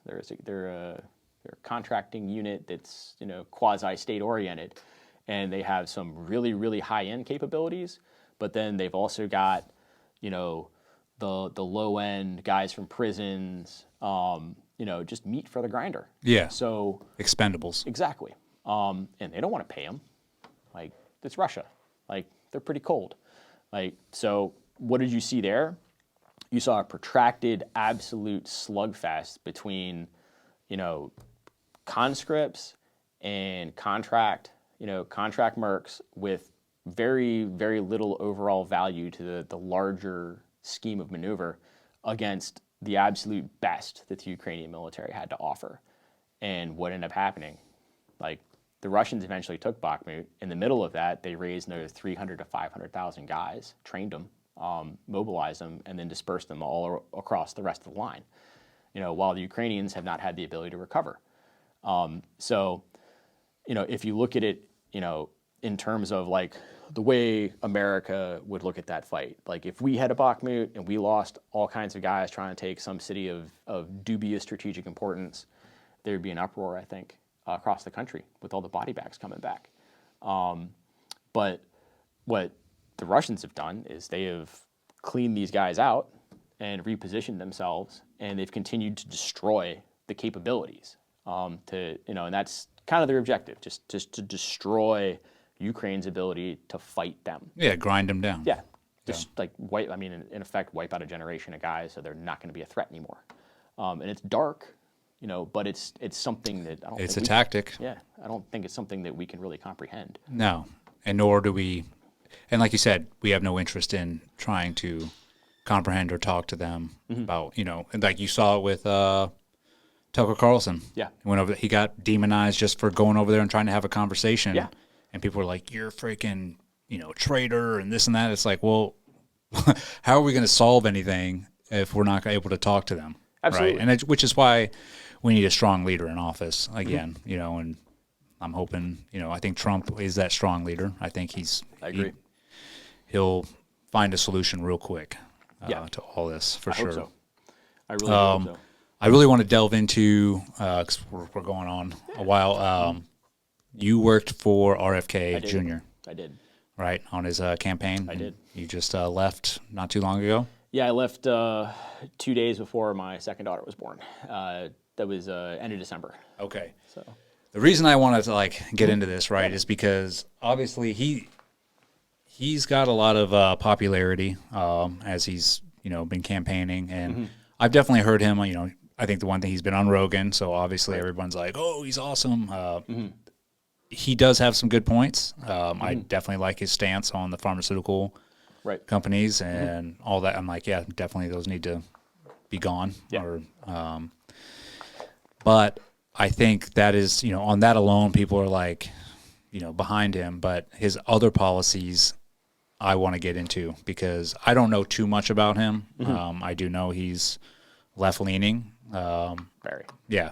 So I think, because I see a lot of my, you know, conservative buddies are like, oh, dude, I think I might vote for RFK. And just because, you know, it's unpopular to vote for Trump, you know, or say that you're going to vote for Trump. Right.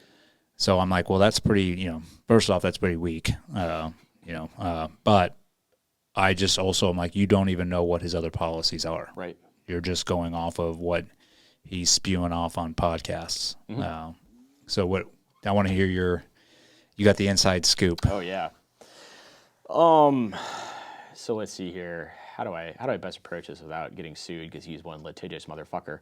Pardon my French. But the baseline with him is that my disagreement with him was over his perception of U.S. involvement overseas, specifically as it pertains to his support for the Israelis in the conflict in Gaza. There's a lot more to it. I was drawn to him. I should preface this. I was drawn to him because if I'm a single issue voter, it's war. I think that it's not that we shouldn't go to war. It's that the way we do it continues to fuel problems at home, continues to bankrupt the country, and then they're very rarely a good idea. And it looks like they're mismanaged deliberately, and like you said, to make money. They're money pits, and it's making a lot of people rich, and that needs to be curtailed so that our kids can have a future. Yeah. I don't want our kids using the yuan, so I'd like the dollar to remain strong. It'd be great, but when I talked to him initially, he recruited me last August. It's actually ironically how I ended up moving down here, because all of a sudden I got a good job that was remote, and my wife and I took it 2 days into a vacation down here with my wife. We were staying with some friends near Hobart, and we were like, man, we should do this. And so I took it, and I also when I delve into politics and I work for somebody, it's because I believe in them. Yeah. I do political consulting, but at the same time, I don't work for politicians for a paycheck. I never have. I never will. And he convinced me he was the guy who was going to break the cycle on that singular, what I think is the most important issue. When it comes to the rest of his policies, I would say look at his history. Look at his history on gun control. Look at his history on, shall we say, DEI or being woke. And he very deftly, he's a lawyer, he very deftly dodges questions on what he calls the culture war, even though he has strong opinions about it. It started to fray with me when he made a really mealy-mouthed statement about how he's not going to take your guns. And I was in a couple meetings, and I said, why are we pussyfooting around on this? Because you guys need to understand, my job is to help you understand that conservative, libertarian type of demographic. And if you put a statement out like that, they're going to see right through it. Yeah. Of course, I'm not going to take your guns, AKA I'm coming for your guns. Exactly. I'll send somebody else to do it. Congress will do it. Biden said the same thing. Exactly. Yeah. And nobody in their right mind thinks RFK is going to knock on each door, say, good evening, hi, can I have your rifle, please? And then, talk to you about your feelings. That's just not how it's going to go down. They're pro-reparations. They call it something differently. So if you say reparations, they'll push back on you and say, well, we didn't say reparations. It's fixing the wounds of the past. And there's other ways we can do it. But, ultimately, my fundamental problem with him is that I thought he was a leader, and then when it came down to it, he basically appears to crowdsource all of his positions from other people he talks to, basically what's popular. Yes. So at the end of the day, that's somebody without a vision in my mind. Yeah. I kind of got that feeling too. And honestly, I thought he was playing it very smartly too at the beginning, because I'm like, okay, this guy is going on podcasts, which usually people who run for president don't do. They stick to the mainstream media and get their 5-minute, blurbs out. So I was like, okay, this guy is playing it cool, going on podcasts.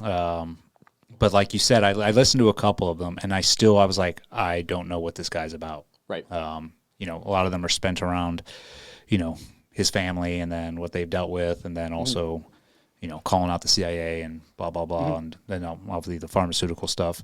But other than that, I'm like, I don't know what you stand behind. Right. But I did think that when I'm like, this dude's doing it right. I mean, he's going on all these Rogan and all these other popular podcasts, which has gotten him a lot of support. Right. But then again, that support is people still don't know what this guy's going to do when he takes office. Exactly. He hasn't been pushed. Like in my opinion, he has yet to enter the political arena. Yeah. And it's a nasty place. And they, like the other side, or both other sides, Trump and Biden, they've yet to even line him up, on the gun target line. Like he's just kind of. No, he's a nothing to Yeah. them. I mean, I know Trump was like, I'm not even going to waste my time debating him. Exactly. Which I kind of sort of wanted to see that, just that way we could get a different like view of like, okay, because I think that would put the pressure on him, definitely to have a face off with Trump, but it didn't happen. No. So what's his view on the Israeli Gaza? Israel can do no wrong. Everything they do is correct. And, I don't like terrorists. I don't think Hamas is a good organization. I think it's a bunch of thugs. Yeah. But at the same time, there are laws to international conflict. And so my breaking point with him on that was when he went on a show and he likened the way Israel was acting in Gaza. And this was early on when I think the dead civilian count was like 10 or 15,000. You could even have that number and it's still unacceptable because it had been like a month and a half. And said that, the U.S. engaged in collective punishment, therefore it's okay if the Israelis do it, which is so bass-ackwards in so many different ways. Like one, take coin, for example. Like, how are you, like, if you're going in to take out a specific threat, how are you, like, reducing the popular and local support for that group by indiscriminately killing people? All you're doing is creating more. Yeah, which I think he has a point where, yes, we did the exact same thing. I mean, there was, I don't know what the numbers are of civilian casualties that we caused when we were bombing Iraq and Afghanistan. I don't think the true numbers will ever come out, but I definitely know I watched it happen with my own eyes. Yeah. Does it make it right? No. And it did cause more enemies than we had to begin with. It's that, you kill one and you just made 5 more. Right. And that's the truth. I think it's like it's such a, sticky situation. And I do like, right now, like the United States, they're sticking their nose in, telling Israel, like, you better not be doing this and this. And I don't blame Israel for looking at us like, what? Like, what did you guys just do the past 20 years? How dare you? Like, and that is like some of the arrogance of the United States to sit there and try and dictate. But at the same time, yeah, I completely in agreement. Like, yeah, we should be trying to reduce the amount of civilian casualties over there, and to blatantly just be like, yeah, let Israel kill everything. That also is not the answer. Right.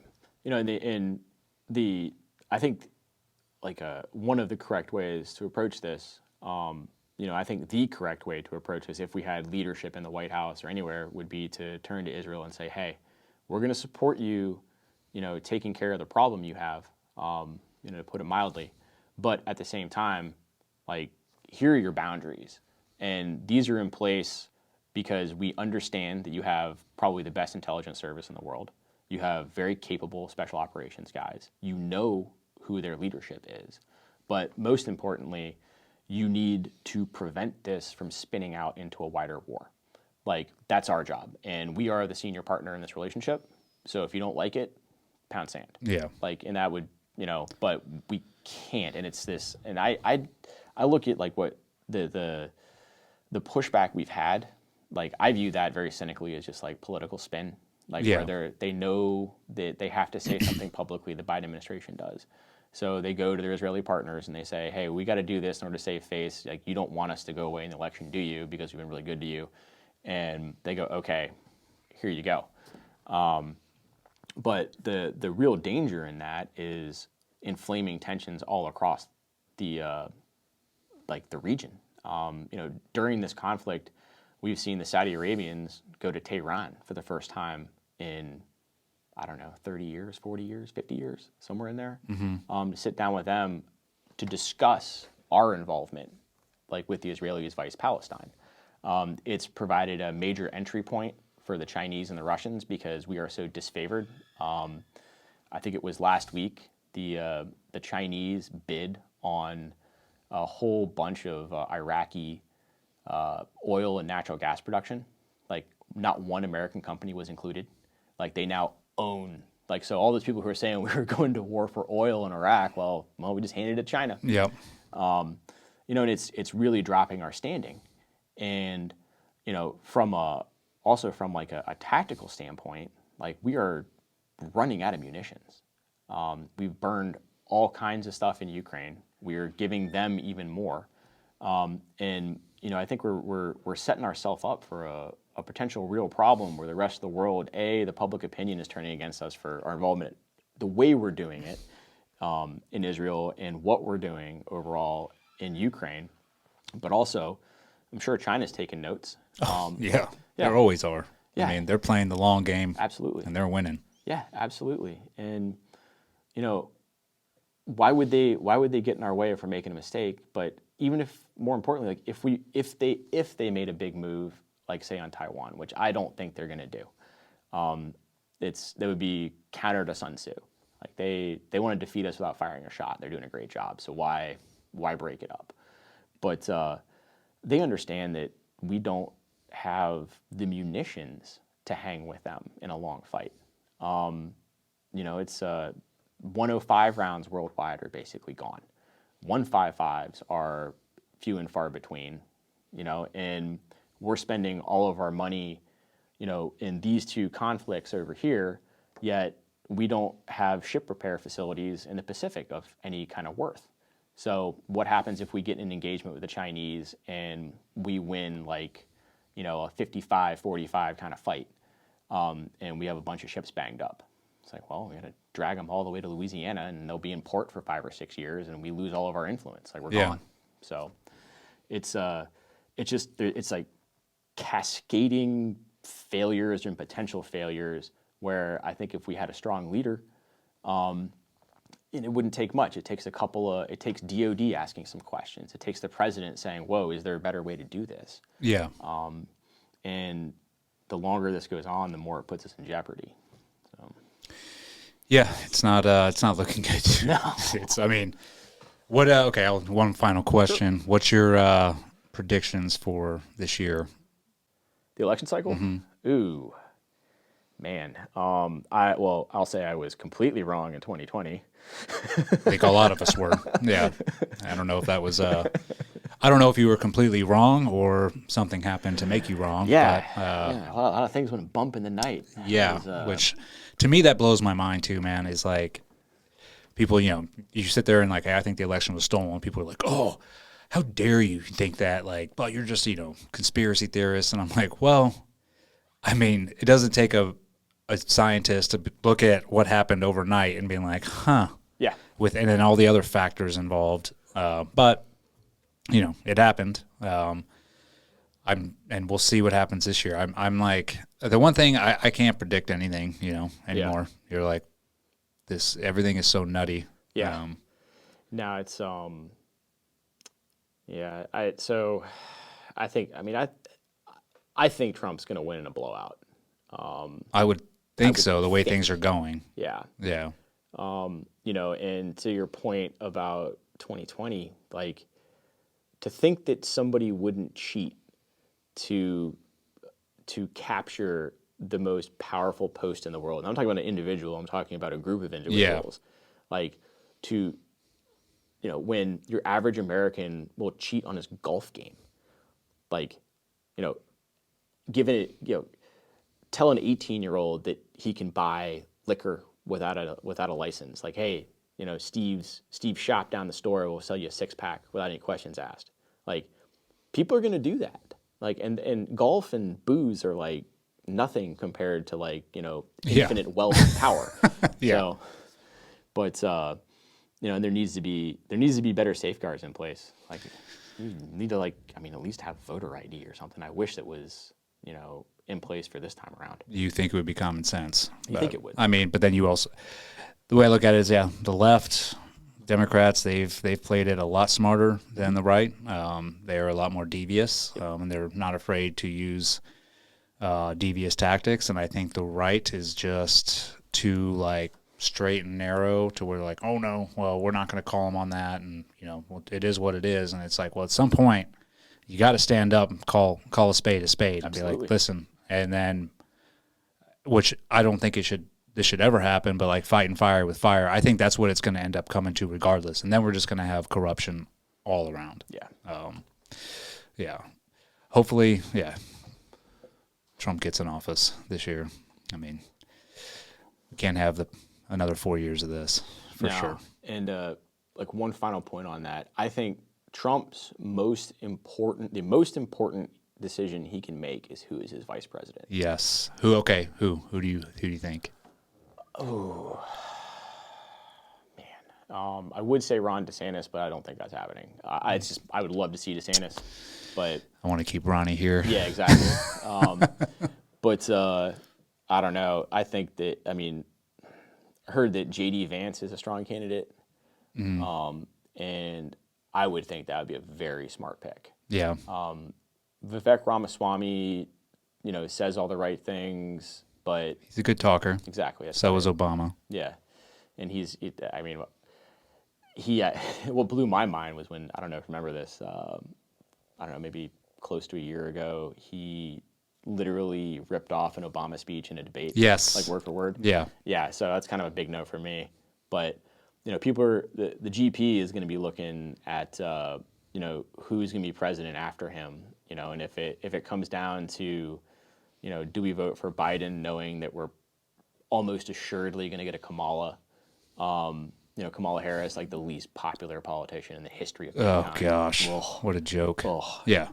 Or, Trump with a J.D. Vance, because what Trump's got to do is he has to unify, I would say, the dissident right, and that includes libertarians. It's basically anybody who doesn't want to see the blob in D.C. Yeah. I think Tulsi Gabbard. I like her. I think she is a good balance. I would say to have under Trump. I don't think I like Ron DeSantis, but I think having two ultra, whatever you want to call it, right wing, this and that in there, it's not going to solve begin to solve any of the problems going on in this country. Right. I think Tulsi would be a good balance. I mean, then she's left the Democratic Party. She's an independent, which I think is awesome as well. And I think I've heard her talk on many podcasts and I think she's got a good head on her shoulders. Yeah. I mean, she's a veteran. She's very intelligent, and I think she'd be able to sort of make good decisions in that way. But who knows?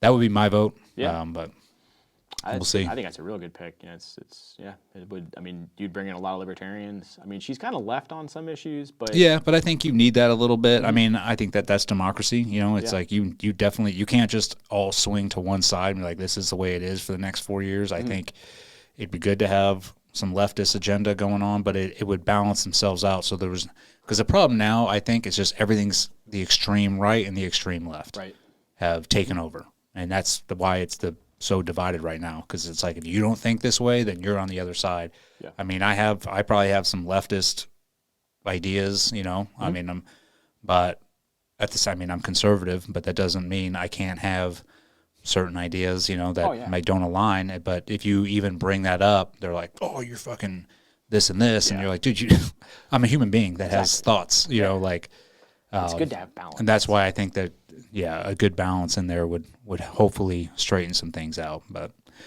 like I said, we'll see. We can't predict anything, man.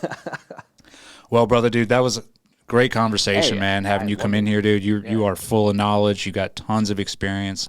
Where do you got any plans? I mean, I know you got the newborn. You're You're Mr. Momming it right now? Yeah, actually, we just hired a babysitter yesterday. That's right. So yeah, I'm gonna get back after it. Starting next week. Don't know exactly what I'm doing yet, but I'm gonna start writing again. Awesome. Trying to do a piece a week, and then go from there. Do you know where it'd be published at, or just? No, I'll shotgun them out. Okay. So I still have a bunch of contacts, and just want to get the voice back out there until someone decides to pay me enough that I can buy a boat and fish every time. So. There you go. Yeah. Gotta set those goals. Yeah. Well, man, yeah, it was great talking to you, dude. Absolutely. And thank you for your service, what you've done for this country. I know you've been through a lot, and I appreciate you continuing to fight for what is right in your own way, man. Yeah. So it says a lot, man. You got a good backbone. You believe in what you believe, which is few and far between nowadays. So thank you. I appreciate that. Yeah, brother. Eddie. Out.